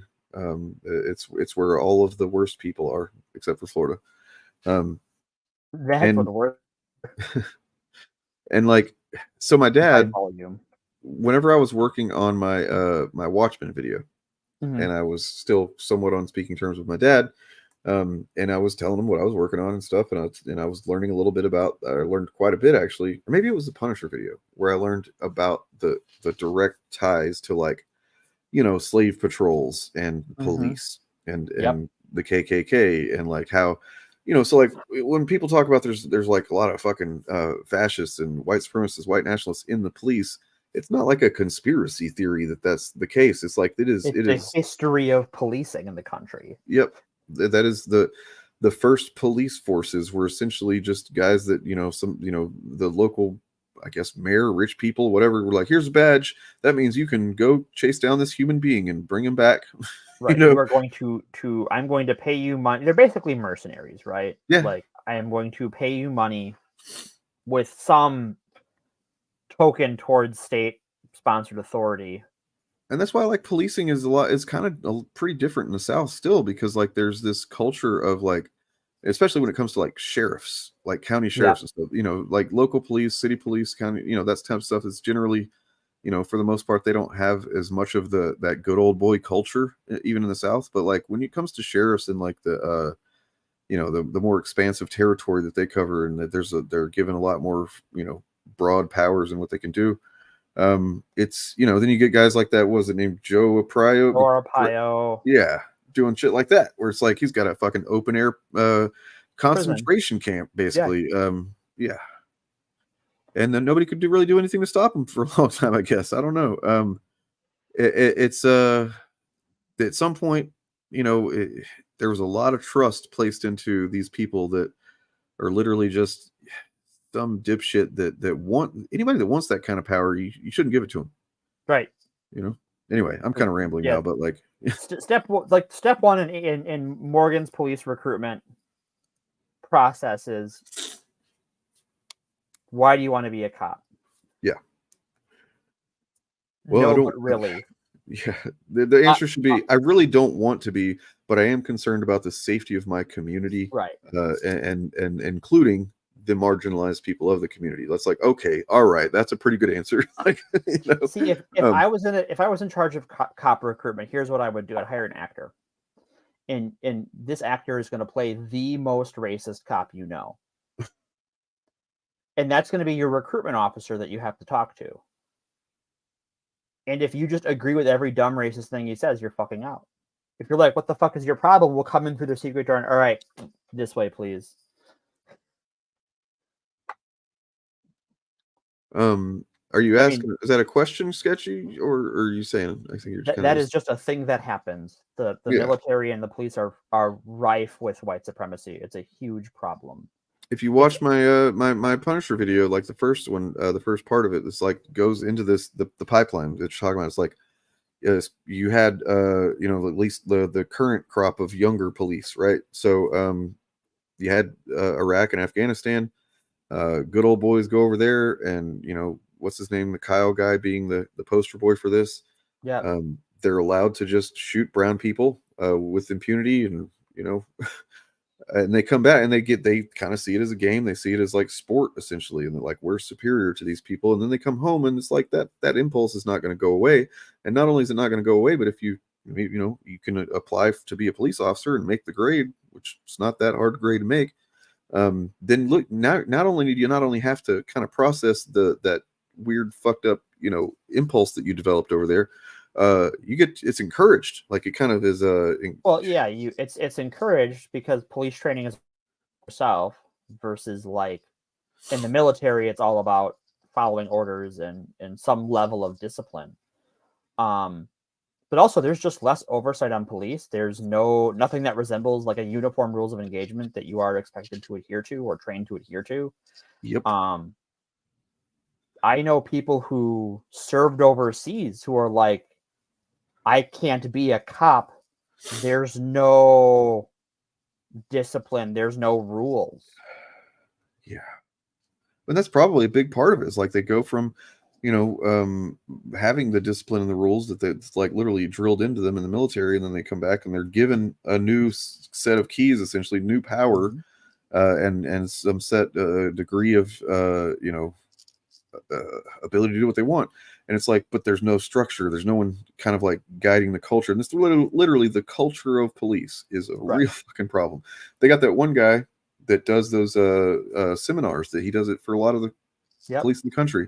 I forget what it's called, but he's like literally just a fucking sociopath. Like that warrior cop guy. Yeah. Yep. It's insane. He's psycho shit.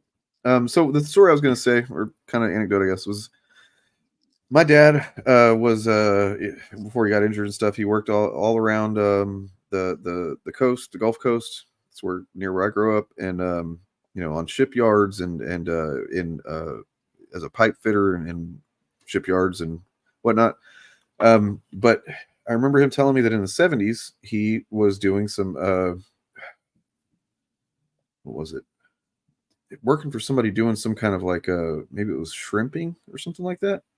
And that basically there was a lot of vandalizing of Asian American. I think they were probably Vietnamese people that had moved there recently to become fishermen. That's what they were doing to feed their families and stuff. And like they were good at it, and that made the local white people pissed off. And so you had kind of like a little crop up of a KKK activity in the 70s there, because they just rather than go, oh man, we've been really lucky to just be lazy and we don't have to try too hard because we're the only people doing it. We're the white people, right? But then here come these Vietnamese people, and they're fucking they know they need to work their asses off to try to feed their family, and they do it a lot better than us. I don't know. It's just kind of sucks to think that that's I don't know. I'm rambling again. That's okay.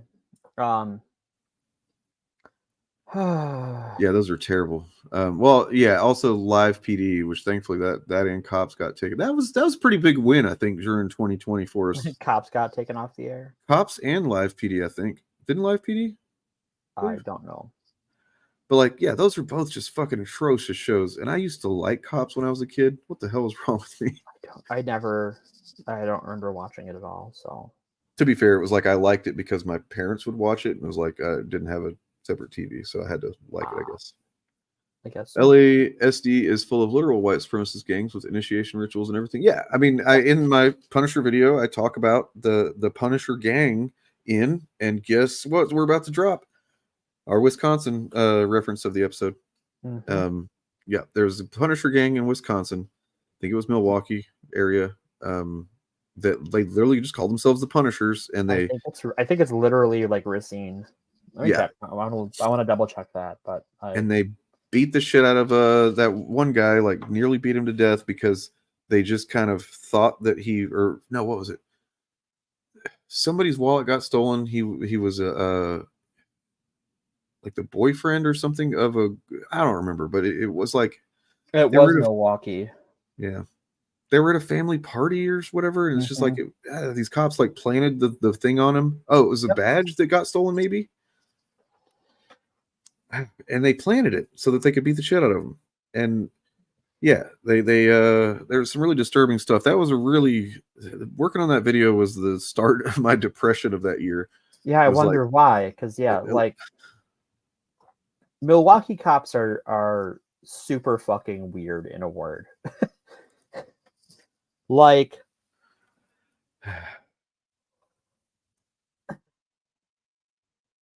because they will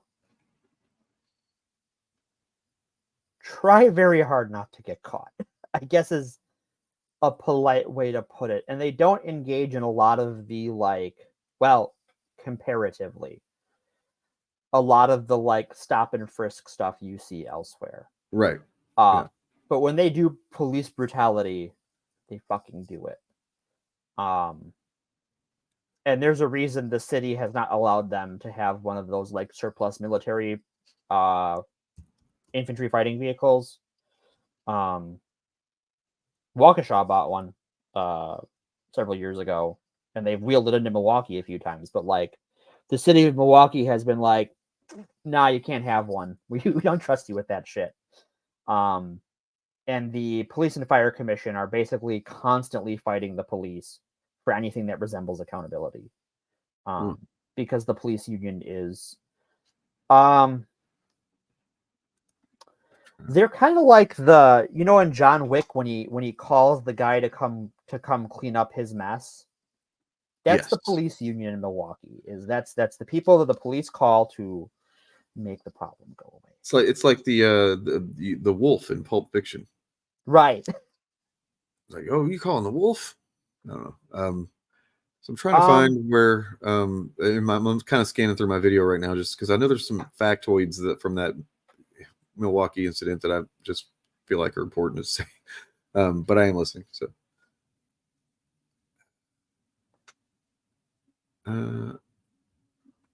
it's interesting, Sketchy, with police and overtime fraud. I have known some people on the force, or different forces rather, at least here in southeastern Wisconsin, where they're forced to work overtime because they don't want to pay for more people. They don't want to pay more city benefits to cops.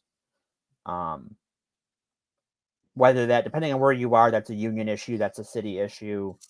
But it makes, like, it fucks up the cops more, right? Like, there are some municipalities around here where you have mandatory overtime, you have mandatory self-defense training, and it creates this pressure cooker on the cops that sort of makes them the first victim. Maybe they should stop being cops. Yeah. So there's sorry, should have done a warning. Content warning, folks. Yeah, that is that's. So this is what they were quoted, the cops were quoting as saying, as they beat the guy, and even if they're like, yeah, I mean, it really sucks. You're right, Julie. You can't trust them. No. Unfortunately, in some cases, you kind of have to. Like, if you're a, someone who is, if you're a woman who's in risk of like a partner, kind of stalking or abusing or something, what choice do you have? You have to hope you can trust them. In that case, you have to, And I don't know that I would trust them, but I would hope that I can, because what else do you do? What else can you do?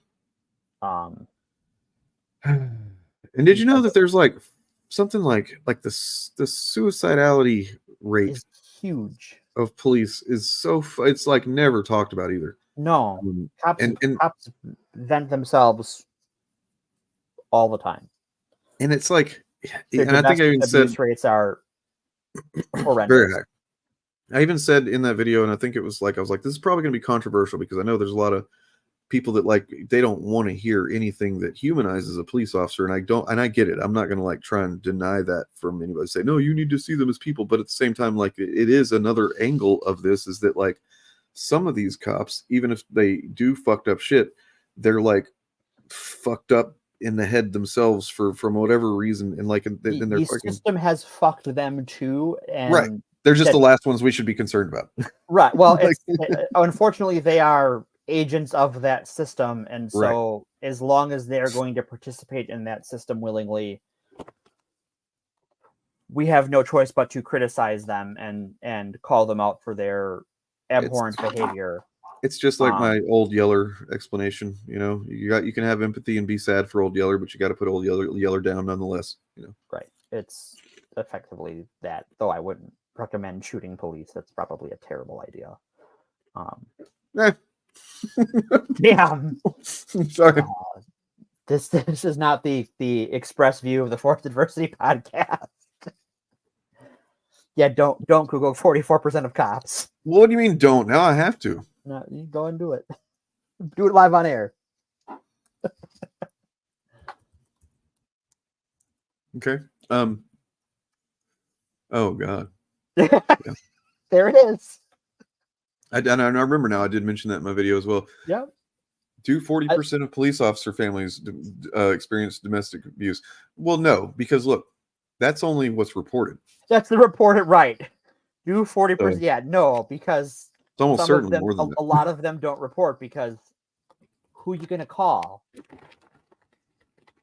Imagine being someone who naively, and I'm not like saying this in a shitty way, but like naively marries a cop. You're like, oh, it's a cop. I'll always be safe, and and then a couple of years later or whatever, you're like, you literally know you don't have anyone you can turn to, and you are the least safe you've ever been. Mm-hmm. I Yikes. know someone who dated a cop. Well, when they started dating, he was in school to become a cop. And then he forgot he got his first policing job, and it was like 6 months before he was a crazy person. And just strung out and paranoid and overworked and super tired all the time and Jeez. could not like operate in public. Just like you can't go to the mall with this guy.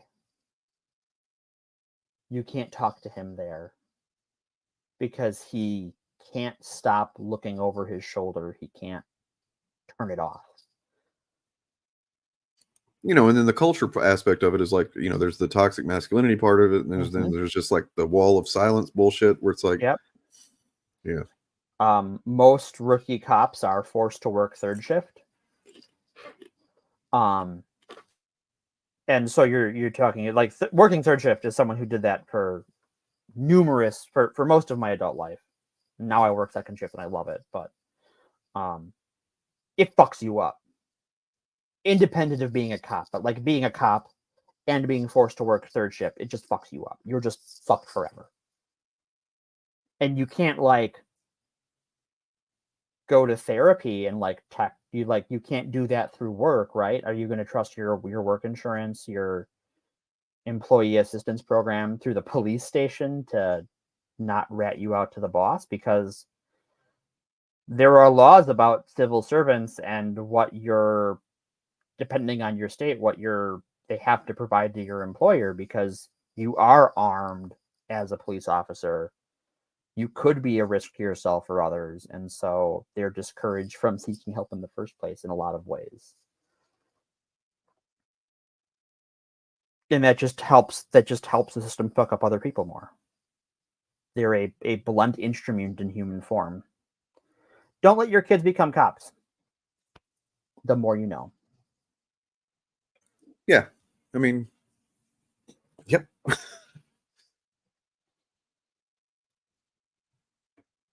Don't.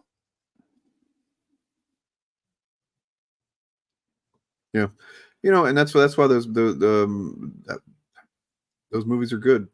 Training Day and Departed. That's like, there's a reason why you are like want the Ethan Hawke and the Leo to win. Because it's like you just recognize it, like, oh, this is what a cop's kind of supposed to be, and he's being confronted with the reality of like this awful shit. And spoiler alert, one of them he kind of does win. The other one, the good guys don't really win at all. Nope. But it's a good movie, Departed. It's a very good movie. Not a happy movie, but it's a good movie. Except I get a kick out of it's fucked up, but I get a kick out of Jack Nicholson going, "She fell funny." Like whenever they got the delivery is very good on that line. They usually they fall straight forward. She fell funny. Anyway, sorry, completely off topic. We are way. We're about 10 minutes shy of 2 hours here. I feel like we've fapped a good amount of it, unless there's any. There's probably something we should discuss before we leave. I don't know, just in one of these areas. What do you think? Trying to think. Yeah, I think it's really interesting that they were like, to sort of bring it back to tying these two stories together. I think that it's interesting that they took this story that's 70, 80 years old at this point. Yeah. And modernized it for the comic. But I think the original story holds up remarkably well and is really this timeless Superman story. Mm-hmm. About how you can't give the Klan an inch. They're just gonna fuck you up. It doesn't matter. Like, sure, they're gonna say they're all about protecting the nation and protecting the white race and good Christians, but they will fuck them up too. As soon as they're mildly inconvenient, because they're just Nazis, right? Like they're just they're those are the same thing. Fascism simply is it's a fucking disorder of the fucking brain that becomes a disorder of society that like makes people want to destroy everything that is not what that doesn't fit exactly into what they think it should. And it will drive you to this paranoia where eventually anything can be that thing. There always has to be another enemy in fascism. And if it's not immediately apparent, one will be made apparent for you. One thing I wanted to ask about, but while I remember, in Superman Smashes the Klan, is the Klan leader just a salesman? I'd have to get farther than I did. Or kind of reread it, what I have read. Maybe I missed it. Like, he is. No, I think he's actually the that scientist guy. Oh, is he? Interesting. I think so. Okay. It's Uncle Matt. Uncle Matt is the leader. Right. He's the local leader. But in the radio show, there's this really interesting scene where the rest of the gang, the rest of the Klan gets captured by Superman, but he escapes. And he flees and goes out of town to talk to like his superior in the Klan. And this interaction, I really should have figured out which segment it was in and brought that here to listen to. Well, I mean, we can follow up on it next week. Yeah. I'll follow up on the comic aspect of it, and you can bring that. Sure. So this other Klan leader that he goes to is like, what the fuck are you doing? You fucked it all up. And Matt is like, what the fuck are you talking about? Like, this is what we're all about, right? And he's like, no, I'm pretty sure, like, those membership dues you collect, you like those. You like your cut of the membership dues and your cut of the uniform sales of the hoods and the robes. You like the money you get out of this, right? So it's basically just like, yes, you do your little Klan shenanigans, but not to a degree that it affects the bottom line. I'm going to look up the line because the line is, I think, a great thing to end the topic on. I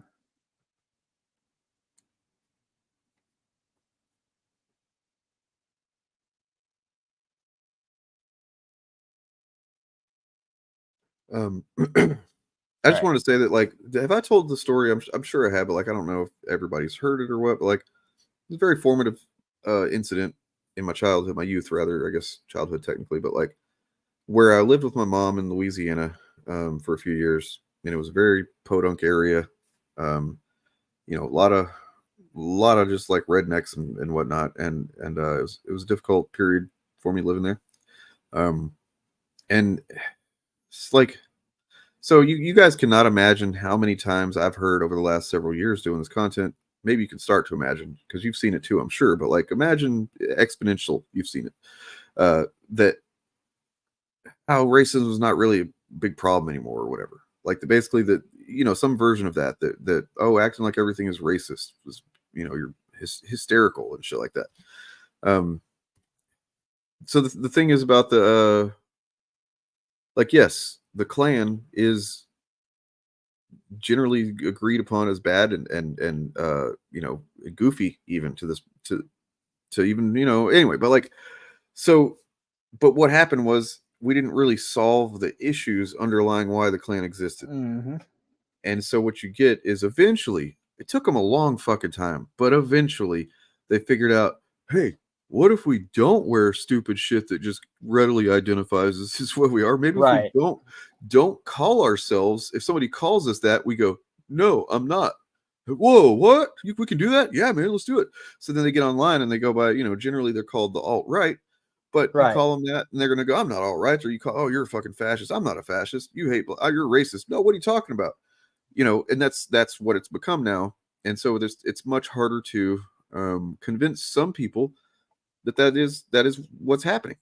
But I will always remember being, I think I was 14 and living with my mom, and she was always trying to get me to go to the church down the road from our house with her on Sundays and stuff. It was like within walking distance, and I just never wanted to. But there was this girl that lived. I went to school with her. She was kind of new to the school in the area. Her name was Candy. She was my age, and she was a black girl, and I thought she was fucking cute. And she was actually really cool to hang out with and stuff. And so we would hang out. And and I knew that she was had said something about wanting to go to church, find a church. So, I told my mom, I want to go to church with you this Sunday. She's like, oh, really? Yeah. Can Candy come? And she's like, oh, sure. Yeah. And so we march on down to this little tiny fucking church. And I'm talking Podunk Town. I'm not going to tell you exactly where it is because that might, but I'll put it this way. Podunk, Texas. It's Podunk, Louisiana. Oh, sure. I'll put it this way. It's the town I lived in had the school I went to was kindergarten through 12th grade in one building. And there was about 500 students total. Yeah. The police force was made up of two men who shared a car. They alternated it.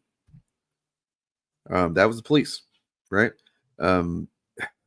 Is very small. And so we walked down there and we walk into the church, and I guess we're a little bit late, maybe not like super late, but we weren't sitting there when the thing started, I guess.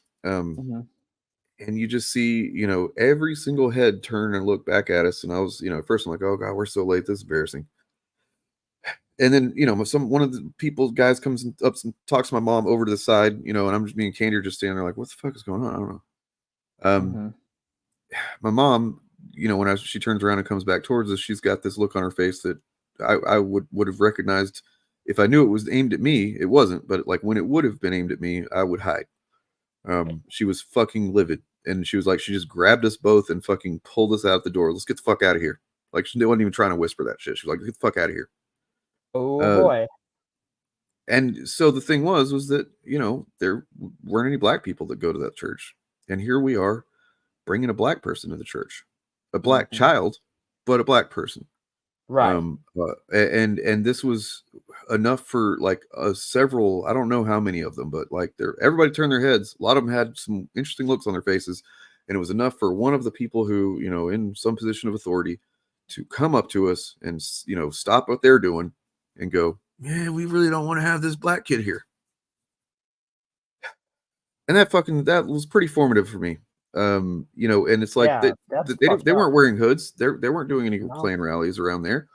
Other than that, I don't think I ever saw really anything that indicated just overt racism or anything. But yeah, that seared something into my brain. So I do too, Julia. I really do. I think about her sometimes. I'm like, man, I wish I had any fucking idea how to get a hold of her. But would she even want me to if I could? I don't know. So basically, yeah, I can't find the quote, but the quote, the Klan is not about whatever it says it is. It is a business, and it sells the oldest product in human history, which is hate. That's what it is. They are selling hate.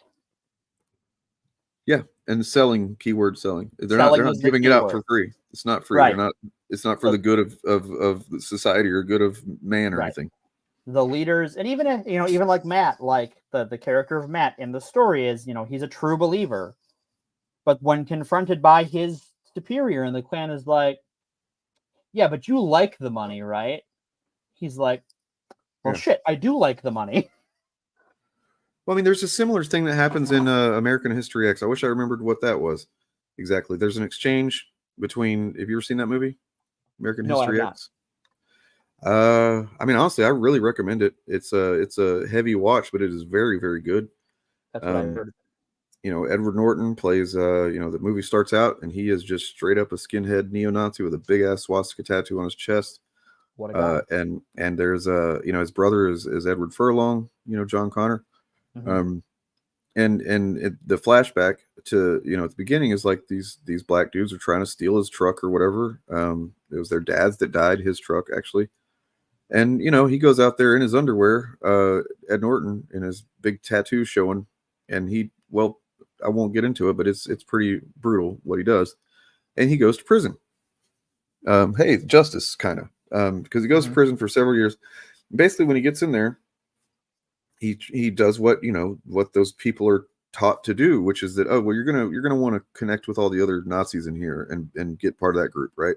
And he tries to do that, and then he realizes that these Nazis really just want to fuck him, like literally. They're not really actually, you know, this is just kind of like a aesthetic thing that they're doing to keep themselves grouped up, but really they're just wanting to gang rape him in the shower.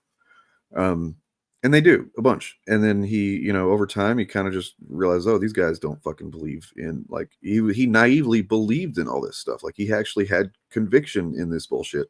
And he realized how few of the people around him really did, beside him. You know what I mean? And like, so he becomes disillusioned. He ends up having a guy that he works with in the laundry that is a black dude that's like really fucking entertaining, and they bond and stuff and whatnot. And yeah, and he gets out years later, but unfortunately, his brother has now fallen into that shit. Right. And there's confrontation with the guy that radicalized him, played by Stacy Keach, I think, and is now radicalized his brother. He's just the local, you know, shithead Nazi guy. Right. And that guy just reveals himself in this final kind of confrontation between them, that like, it's really just about the money. Like he doesn't really give a shit, you know? Well, no, And, like the one guy goes to jail. His brother gets roped into it.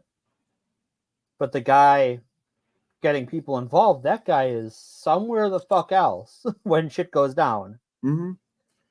Yeah, exactly.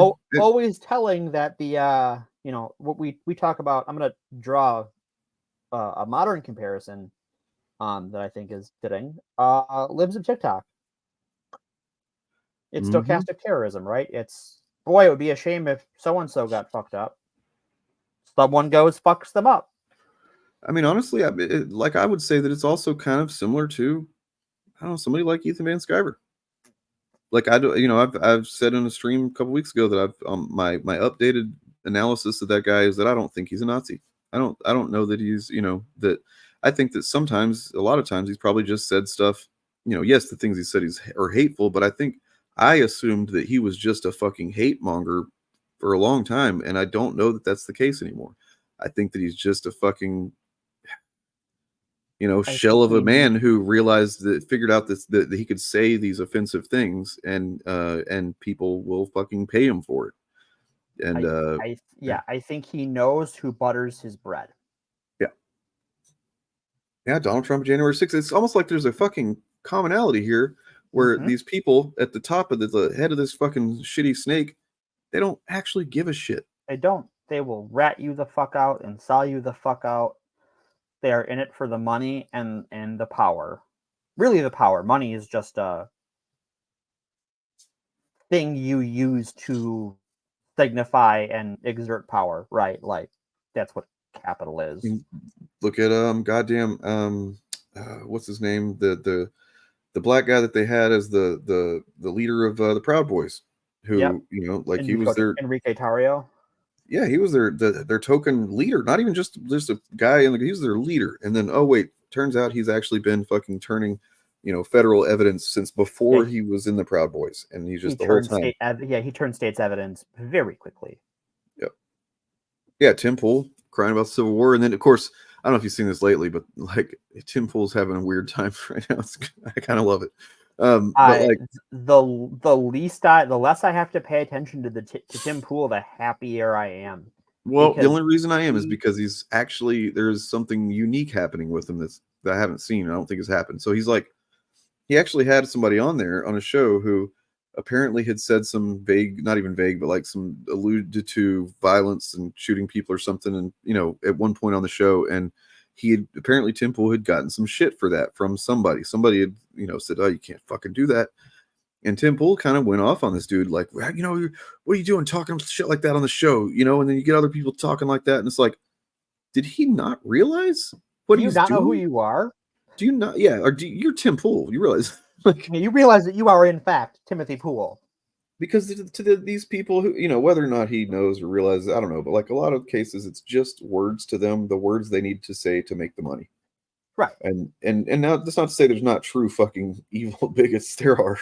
Like, if you ever encounter somebody who's like just being racist and he doesn't want money at all, you run. That guy is worse, right? Like, I get why Tim Pool is doing it, because he likes his skate park and his sushi. Yeah. Which, sure, but you could do that and not be evil. I Mhm, like mhm. sushi in a non-evil way.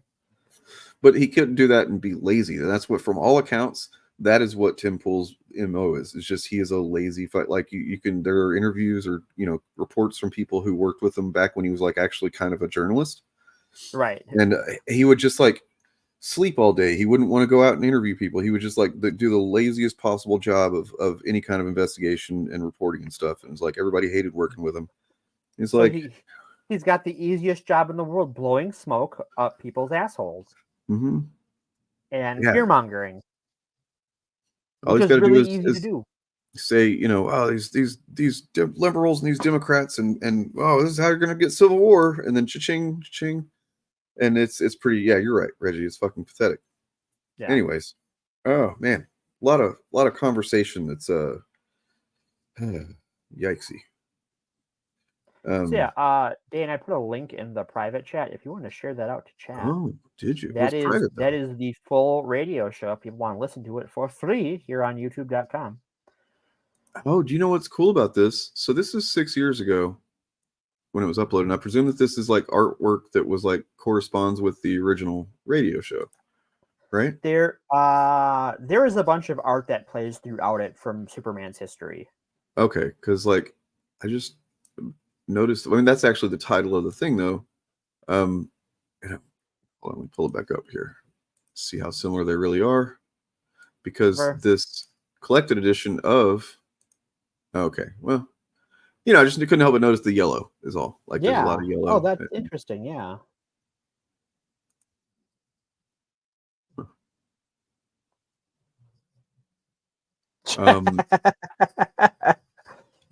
What? Never has he like more poorly simped for a woman than when he had Emma on the show and tried to like neg her, and it was so fucking sad. Mm-hmm. I have a screenshot of a face he made. It says something she said where it's like this him rolling his eyes, and it's just like he looks like a cross between a clown and a demon. And it's like, yeah, that's what he is. He's a clown demon. He's a clown demon. He's not a shit demon. Yeah, like from Dogma. Mm-hmm. Man, I wish there was a Blu-ray of that movie or digital. There's not because of fuck you, Weinstein. Another thing you did wrong in this world. Now, granted, that is very far down the list, but it's on there. It's on there. It's the one I feel comfortable talking about on this show.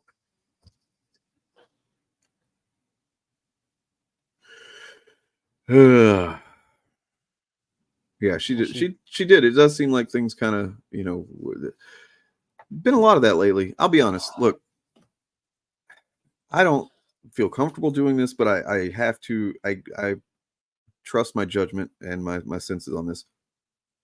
Their ripoff verse has a new video up, and I kind of feel like they're watching my content, especially after I did the compilation of you know, Eric July memes and whatnot that I uploaded, and I kind of had a refresher of all the shit that I've done over the last couple of years, and then I see this new one, and it's like, are these people watching my content? And if they are, that's fine. Like, I don't care. Like, I mean, that's actually great. I don't want anything from it.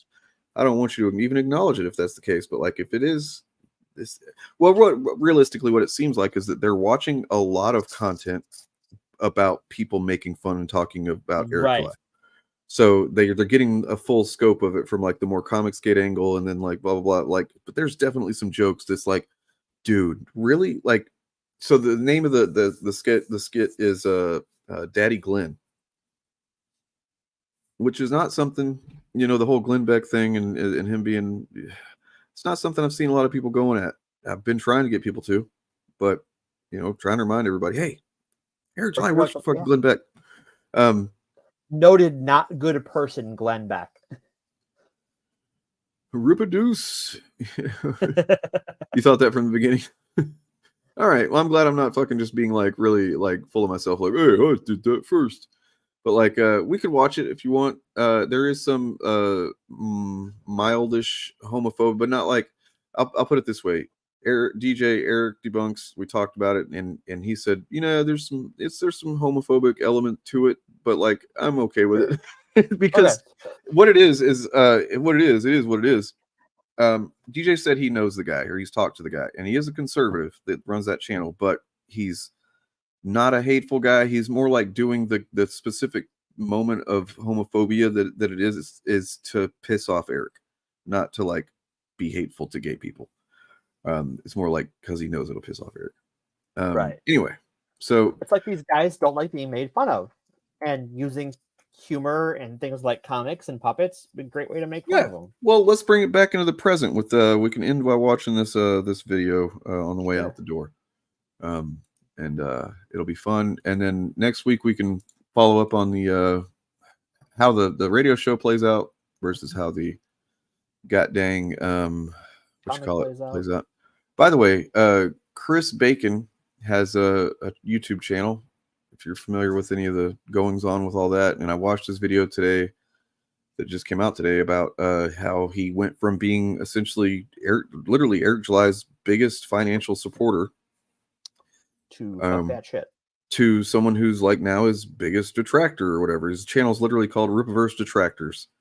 Because, and that all came about because he was reporting factual information that is accessible to anyone. And he's just saying, here's the analysis I've made about like, oh, look, the trajectory of the sales. And like, here's what I think Eric might be able to do to get the numbers back up. And that is just, they're so fucking divorced from reality. They can't even handle that shit. They can't do business 101 market analysis, right? Like not complicated things. 101 level things. I know he's like technically, I guess he's still a conservative or whatever, but like I know that he's one of these more reasonable ones that at least isn't completely deranged and cult minded and stuff. And like, look, I'm not trying to like win him over to my politics or anything, but I do appreciate that he's speaking out on his experience here, and that he's, there's after dealing with so many fucking sheep-minded people that with all these grifters and their fan bases and stuff for so long, to just see a guy who was a big fan and like put money into it, invested into it, and was, that once the evidence became clear that, oh, this is not a reasonable person, this is not a reasonable fucking, like on his own accord, he pulled himself away and then is now speaking out on it. I got some respect for that. So, well, yeah, I think independently of like our politics, I think for their own health, being a culture warrior is just not good for you. And conservative politics are so much about the culture war these days that like I want them to get away from that, for my health, because it matters to my health and the health of several people in this chat, but also their own health. It is good for them to get away from that and to actually not worry about dumb shit. Actually, do you mind if I do a thing? Get it, boss. Well, know what? I'll save it. I'll save it for Wednesday because, I'm tired of this motherfucker, Eric July, fucking creating a narrative about me without even wanting to mention my name. So, he's so afraid of you. It's so adorable because, like, he has such a bigger reach than you, and like Daddy Beck Bunny, but like this fucking YouTuber that like you got what, a few thousand subscribers? Yeah, almost 7. Yeah. If the roles were reversed, right? If like we were doing this show 5 days a week and we had 1 million subscribers, and there was some dipshit with 7,000 subscribers talking shit, I would be like, okay. Yeah, I mean, I did Cool. the math. At one point, I did the math. This was a few months ago. He's been hemorrhaging subscribers since then, but it's generally Right. about the same. If it would be like me with my channel size now, that like an 81 subscriber channel was making content now about me, that I would be like, oh my god, that channel made a video about me.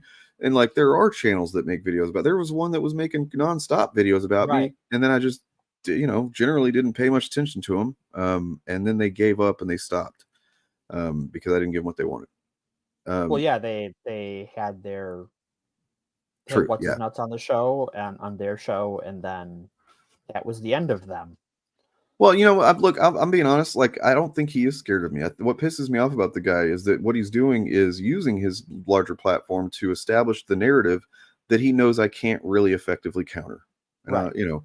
And so in this case, it's about how I sent a single email with easily, you can see the evidence of what's said, what he said. It's all on video and in tweet.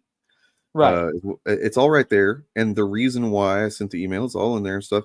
And his narrative now is he said it now on a couple of different videos, brings it up. So clearly it bothered him, but Right. he's You making got sure under to his skin. say he's making sure to say that I called them several times and sent them a bunch of emails to try to get him canceled from the show, and that was not my fucking intention.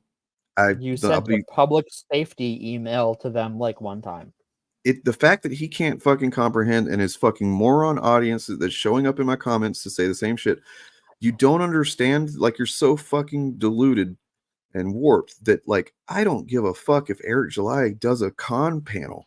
What I give a fuck about is he sincere whenever he talks about carrying a gun at conventions and also starting fights with people who have criticized him at conventions, because those two things in coordination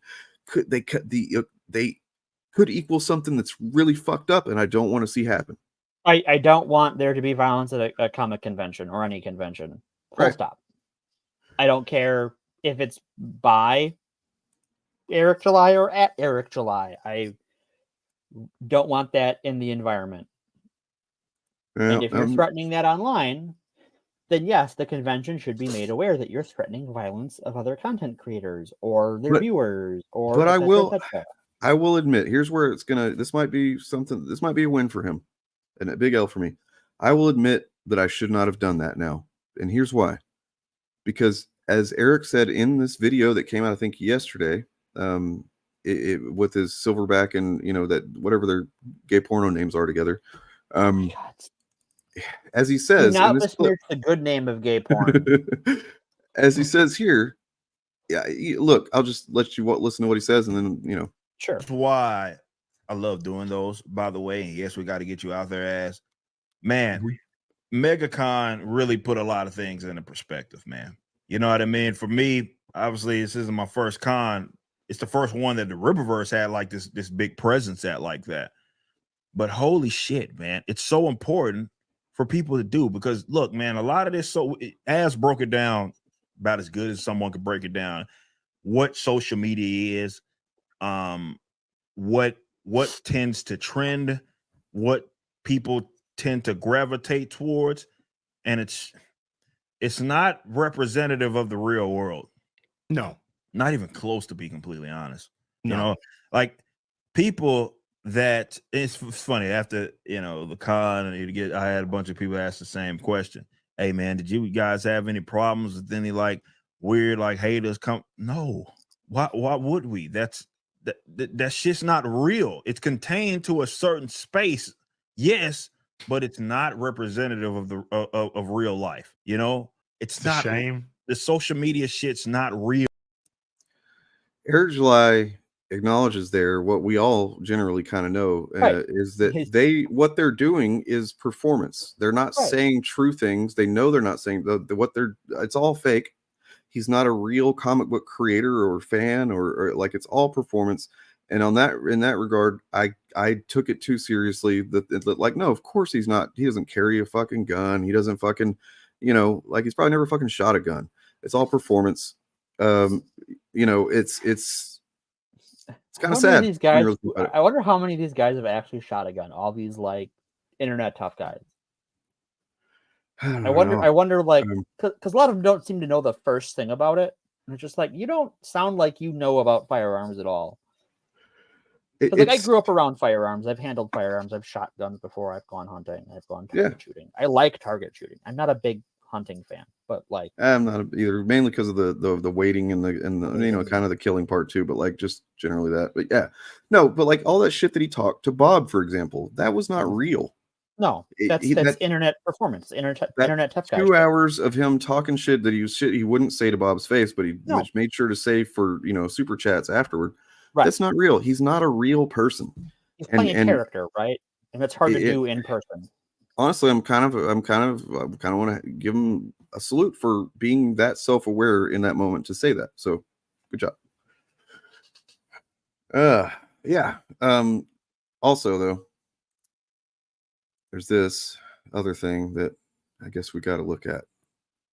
Wow. And this is I don't know, I'm kind of concerned. I'm sad. I'm depressed. I'm on antidepressants up the wazoo, literally. I can't get off Satan ass, bro. Social media, I think it's reality. I'm cripplingly lonely, and I'm desperate for attention. And so I put in my bio a shitload of flags and gained other people's opinions as my own and call myself as from heel versus babyface. Yeah. What a fucking useless sack of shit I am. What the fuck? Dude, did you just fart? This video made Roscoe give the worst fucking dog fart. It is okay to not be okay.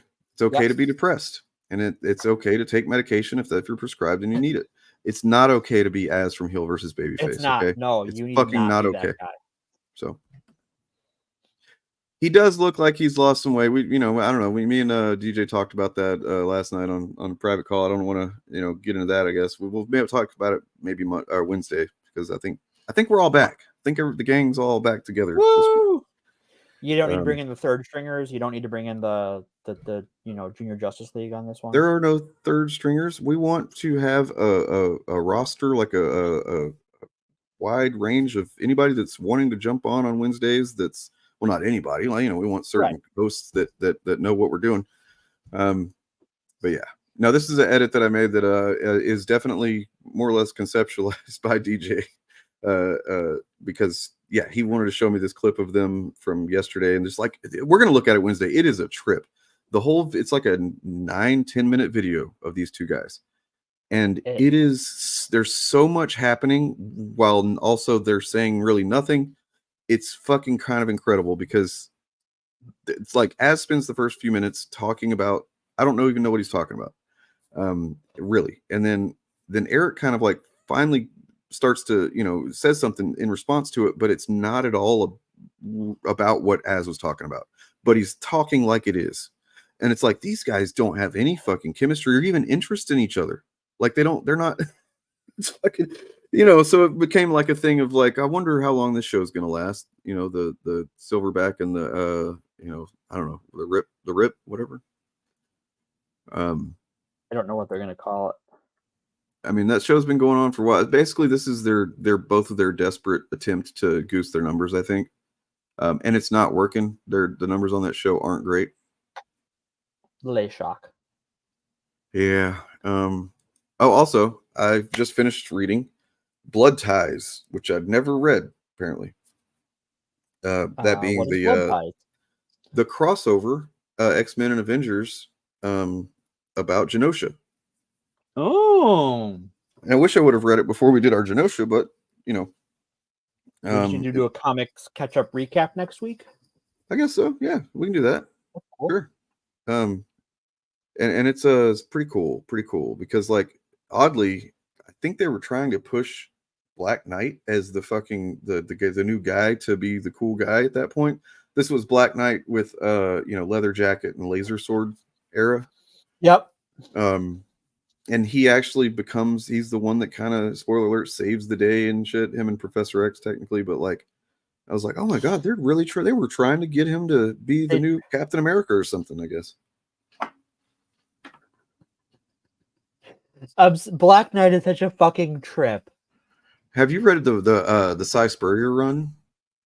No. It's I saw it piss some people off, but I fucking enjoyed the hell out of it because basically Cy Spurrier took the approach that up until previously, whenever he's been in the Avengers, they did not take him seriously. They goofed on him a lot, and you know, I can find some spots where that kind of was the case, but like not to the degree that he's kind of retconning it to a bit in the new run. Like he's basically just a fucking dipshit, and it's kind of funny, but he also gets his shit together and is able to be a hero too. So I don't know. I think the run he sticks out in my head is Captain Britain and MI13. Where he is like kind of the everyman. Like him and Excalibur are like, the fuck is going on here? Well, yeah. I mean, so look, I'm a little bit biased. His name is Dane. His name is Dane. His name is Dane Whitman, which is my name. Allegedly. No, it's not. Of course, it's not Dane Whitman, but I thought it would be funny for a while to go by that just to confuse people. So clever boy. I know, man. I am hungry, and Morgan, you're awesome. Thanks for being a great co-host and being here with bells on, whatever that means. You got to get those bells quiet down. It's this type of show where what we just did, talking about the you know, yes, even the KKK real life's angle of it, is the kind of shit that I feel like is maybe not the best performing stuff necessarily on the channel, but it's the stuff that I feel like I should be doing. And I don't feel like I'm having, you know, with a lot of the other content that I make, it feels like a duty in a way. Right. Like I have this fucking obligation to say these things about these chuds and point it out and stuff. And it's like, I can still enjoy it, but like, this is just, I love this shit. This is the good stuff. And like, this is a great place, a great thing to bring up when someone is like, oh, they've made comics woke now. It's like, fucking the most famous Superman story of this time period in the late 40s is about the time Superman fought the KKK. And that's not even the only cool angle. Another one is Superman was so fucking popular and awesome that he basically diminished the KKK. He weakened, he weakened the KKK in America just by not being real. Yep. I mean, one thing that comes to mind to compare it to is like kind of South Park and Scientology, honestly. Like that you know, it's another incident like that. I wonder, I'm gonna start looking into that and see if I can find other incidents of that type of thing. But yeah, that would be interesting. Yeah, but it's definitely, this stuff matters. You know, culture matters. It's why they're so, I think it's why they are so like bound the drum. I think it's why, like what we talked about on Wednesday with that channel and that other channel and the channel that links to them. Right. I think there's a reason why an organization like InfoWars would want to put money in that direction. That's because literally they why. recognize that media is a great way to gut them because they are easily gutted. It's the same reason that you know, someone like Eric July wants to convince people that the X-Men were never about, you know, they're not supposed to be about an allegory for any kind of marginalized groups or whatever. Like, you know, that any halfway knowledgeable fan is going to laugh at, but they still are so desperate to keep those narratives around and to like convince them because they don't want more content like this fucking episode from 1949. Was it 46? 46. Yeah. So, but because it's always been there, right? Maybe not every episode. Maybe not always done in the best, you know, sometimes done clunky, sometimes, you know, in hindsight it's kind of cringe or whatever. Like there's episodes of Star Trek that at the time seemed very progressive and now you're like, ew. Like, but they still should get the credit for trying and you know, do, you know, like what's that one? And of course, it's not my place to say they get credit, but like the one with the Star Trek with the the non-gendered aliens and Riker, you know. Oh gets the yeah, one. I forget the name of that episode because I try not to think about it because it irks me. But it has trying. It's but I mean trying. the thing is what blew my mind was realizing that they weren't trying to do a trans thing with that episode at all. No, they weren't. They were trying to do a gay thing. Yeah, and now, but like in hindsight, like with context now, it almost halfway makes a decent trans thing part of it, right. But then it doesn't the rest of it. So like, anyway, that's what they don't want. They don't want that shit because, as I've said before, it humanizes the very people that they want to remain, you know, marginalized, disempowered, dehumanized, and like if you're talking about Star Trek, like the same sorts of people who were upset about Uhura and Kirk kissing in the 60s are the same sort of people that were upset that we've had very good representation on Discovery. Mm-hmm. And there's a reason that's the show they pound their drum about the most. Yep. And it's the poster for why everything is quote unquote wrong with Trek. And I would say it is, of the new Trek shows, still the best one. Yeah. I know a lot of people like Lower Decks a lot. It is not my jam, but I'm glad they like it. And that one also seems very good in regards to representation from what I've seen. Mm-hmm.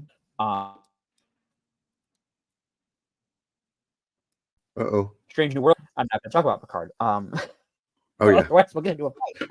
Because then I'll have to talk about the episode. The episode, the best one. Yeah. So yeah. No, it's that's why it's important to talk about these things. That's why I do. That's why we do it. That's why I do it. I think that's why you do it.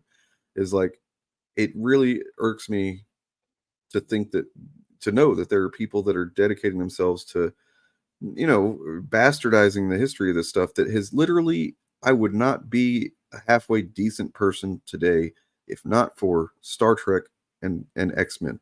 Like, it just wouldn't. It's impossible that I could have been a decent person, I believe. Because they were formative, like unbelievably formative for me. And like, to think that there are people that are trying to take that away from other kids. Fucking, right.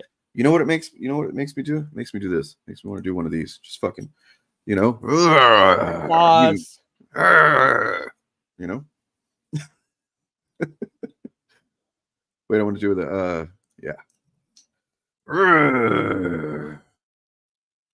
Okay, that's for me for later. Screenshot. Hot. Yeah, Bob, I think it's interesting. That's an interesting conversation we could have about how the politics of what we call old Trek and what we call new Trek, and we could have a whole conversation about what is old Trek. True. I think we would have to define our terms as like, where does old Trek begin and where does new Trek begin, and where does old Trek end? Because I would posit that when we talk about the politics of old Trek, there is the politics of the original series and the movies, and then there is the politics of the Berman era, and those are unrelated things. And Discovery is so fucking good. I'm sorry. Oh god. Oh, season 5's coming up. Season 4 was so good. God. So good. Can't wait.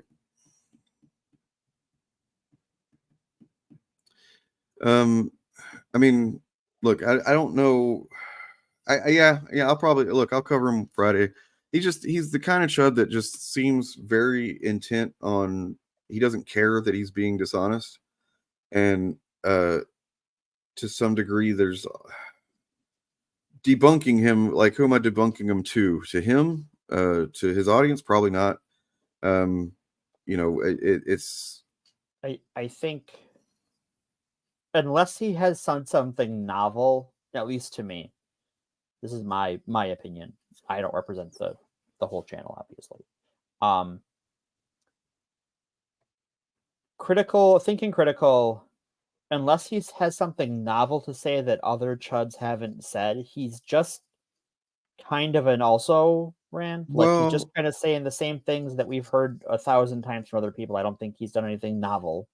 The general thing with him is that what I've noticed is we covered him that one time, and then I've looked at a couple of his videos since then, just on my own. But like, so the same thing happens over and over again with him. What he does is he he does seem to engage with comics more than the average comics gator or whatever. And I don't think he calls himself comics gate, though he does entertain those ideas and stuff, obviously. But like, he seems to he just kind of lumps everything all together and says, this is why, all these queer characters or all these women writers. And it's like, when someone is that dedicated to being that ridiculously simplistic and bad faith, I'm basically would just be saying the same thing over and over again, fundamentally. Right. Like, my analysis of him is the same, no matter almost any video he makes is going to be the same. Right. That's what I mean by he doesn't have anything novel to say, is it's just the same. He's repetitive, right? Is that he doesn't have anything new to say either compared to other people. His methodology compared to other people might be different, but he doesn't have anything new to say or say it in a new way. Yeah. I mean, and if that first guy is far more interesting, and even I don't really care to talk about him. Potentially conversation could happen from there, maybe. Right. But I could talk to him, but I would also want to talk to him not on stream. I would like to have a conversation with him. And if he wants to record it for whatever reason, I'm okay with having a two-way recorded conversation with him. I feel like if he was going to talk at all, it would probably need to be for content. Otherwise, I don't know. Like, that's just. I mean, I'm definitely would prefer to do it the way you're describing. But if the only way he would do it is, then I guess we could do that. But like, to put them both together like this. I mean, I get it that you can dislike them both, fine. But like, that misses. There is a subtle difference. Yeah, I don't like either of them, but I dislike them in different ways. Mm-hmm. And the thing is, I can engage with the different points that Perch might make from video to video or whatever. Whereas, like, I can follow his logic, but he has some fundamental errors in them that, like, you can sort of see how he gets there. But part of that is he's starting from a bad premise where thinking critical is just has attributed all of the errors in the industry in his eyes to a small group of people. It's that Perch actually does engage with what is in the comic. Yes, he does. But what his analysis of things, the context outside of comics, is lacking, to say the least, in some cases. It's lacking some analysis and it's lacking some perspective. And then on the other side of the coin, thinking critical seems to intentionally be misrepresenting comics and glossing over certain aspects of the comic book industry in order to make a point about the industry. And those are two different things. It's because Perch could just be kind of naive on certain things and real world topics or whatever, like you said, doesn't have perspective on, and he's way too confident in speaking on it anyway. But I don't think I've seen him in human flaw. Yeah, I don't think I've seen him misrepresent comics. I might be wrong. I'd have to think about it. But so far, I haven't seen him be like, the thing that you saw in that comic, it didn't happen, or vice versa. It is, here is my take on this thing, and it might be different from mine, but I can he can show me the panel that gives me his perspective and why he has, and I go, I see how you get there, but I disagree. But I'm gonna do Friday's gonna be special this week. I'm gonna do something cool. So stick around for that. If you don't follow me on Patreon, you can do that for free, and that's where you will hear about cool things like what I plan on doing later in the week first. So, and if you want to have potentially access to a stream where if you don't get the link on my Patreon, then you won't be able to talk and chat at all. You should probably follow me on Patreon for free, even. But also not for free if you don't want to. You know what else is cool? This cup my spouse got me. It's so cool. That is, shit. It keeps things cold all day. It's great. My girlfriend has like one or two of those. It's like she has one that, like, she tried to give me one, and I was like, I appreciate it, but it's like the ice water was so fucking cold that it like was too cold for my teeth. Wow. And I was just like, I can't fucking, like, it's because it's steel in there and it's been in there a while and it's just making itself colder almost. It's like, holy shit. It does that, yeah. It's crazy. I love it. All right. Well, let's see what the ripoff verse has to say about old Daddy Glenn here. It's Glenn. It's a few minutes, and it's also got Alex Stain in it. For context, there was the night a couple of weeks ago whenever things really popped off with Ethan and Eric, and Ethan went on Alex Stain's show. Really? And they had told Eric to come on, and keep in mind, Eric and Alex have the same boss. Right. They work for the same asshole. Yeah, so they were trying to get Eric to come on, and he didn't want to. So Eric bitched out of a debate, the same thing he's always calling everybody cowards for. He bitched out of it, didn't want to come on, and Alex even was saying, like, I was going to sound like a trap, though. I'm sorry, like, I get it. But Alex was even saying, I was going to defend you and all this stuff, and it's like, man, you shouldn't say that publicly, I guess, but whatever. So this is apparently, I guess, what happened kind of behind the scenes in terms of puppetry. So, all right, this is in that regard, version. Love you, but not in a parasocial way. And take care of yourselves, one another. Morgan, fantastic. Praise Bill. Praise him. I'm working on a new Praise Bill outro, by the way. Woo! So if the anyways, Patreon hits high enough, we should do t-shirts. yeah. So I'm at like $80 now, right now. Or $80 now, right now. What am I? Wow, my fucking brain's going all over the place now. I'm at $80 a month on Patreon. If I can get to $100, I'll do stickers. So everybody, you get a Bill sticker, Praise Bill, and then and then we'll do goals after that, and if it kind of goes that way. But yeah, t-shirts will be next, I think. So get Dane to $100 by the end of the week, so you can get some Praise Bill stickers. Yep. Tell your friends, tell your family about the glory of Bill. Patreon.com/actualfandom. Also, look in the description because there's lots of channels you could follow. If you're cool channels there, if you're like, man, YouTube's overrun by chuds. It's true, but we're providing you a master list of not chuds. So, and if you've got 3 hours to spare, you can listen to some other good stuff from Superman. Yes, that is linked there, in there. And hey, man, y'all are cool. I don't care what anybody says. All right, pull this up. Bring that shit up, Jamie. And yeah, bye.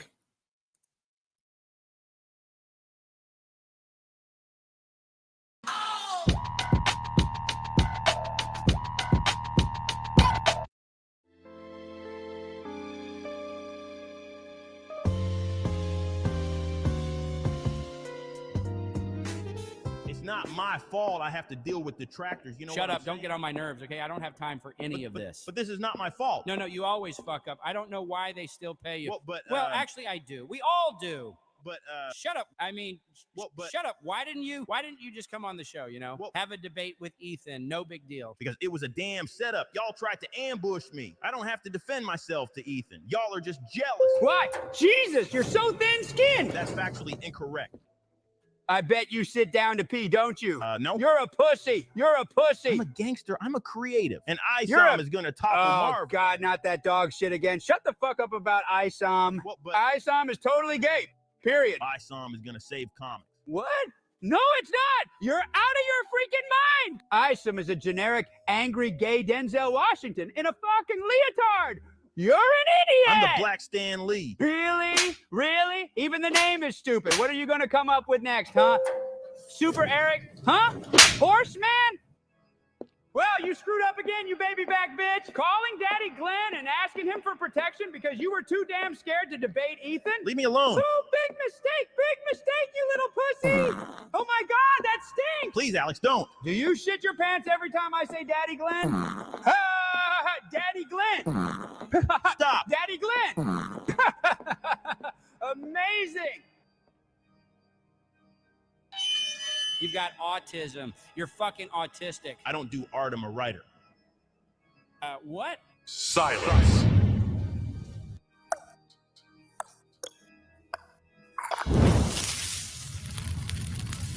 Daddy. Just leave it to me. Hey, what's going down, Daddy-o? The big double Daddy G, the main man in the hizzos. No! Shit! Okay, I'm sorry, Father. You have both been summoned here because you have brought shame upon the House of Blaze. It's not my fault. It's everyone else's fault. Silence, fool. When we first hired you, we did so we could look a bit street and a bit down with the kids. Little did I know how much embarrassment you would cause us. And when we trusted you with a huge amount of money to create a comic book themed bit of merch that we could use as a tool to profit from a fake culture war, You created a complete piece of shit and have just turned yourself into the internet's biggest laughing stock with every damn move you make. But I move differently these days. Oh my God, shut the fuck up. Silence. And then you have the gall to call into me and demand our shows be changed because you're too weak and scared to have a simple conversation with someone that you provoked. No, I'm sorry, Daddy. How do you plead? I'm guilty. Good. Now you know what you have to do to make Daddy happy again. Don't you, Eric? The usual? The usual. Alex. Oh my God, please don't make me suck your dick. Please don't make me suck your dick. Please. I understand that you were completely unaware of the amount of mess that Eric has made and the bridges that he's burned. He is an imbecile. Nevertheless, you have been charged with the duty of correcting this situation. Yes, of course, Daddy Glenn. Who? Okay, I'm your man. I'm the best child. I'm totally your favorite son. Consider it done. Go, my children. Go and make Daddy Glenn some money. Jesus, you look like a fucking shampoo commercial.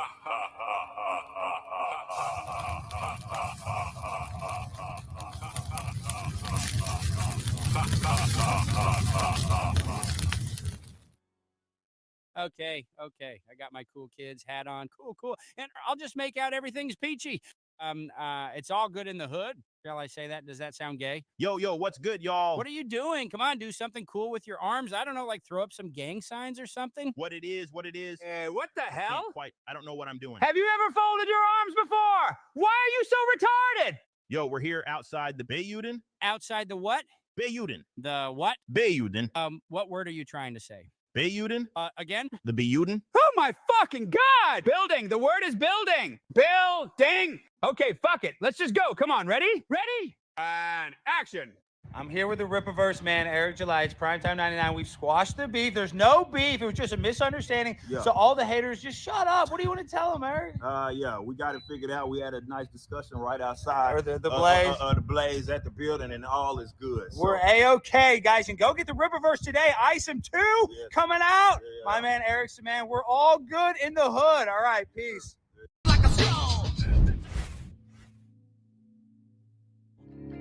May Bill Gaines shine his heavenly light upon you and impregnate you with many happy days and joy fetuses. May your anuses be cleansed by the purifying light that exudes from Bill Gaines' eternal dragon phallus. Should you meet your mortal demise this day, go with comfort that you have satisfied the commands of the one true Bill, those being this: read comic books. Fuck the dumb shit. Be yourself. Love each other. Also, read more comics and grow your hair out all goddamn while. Amen.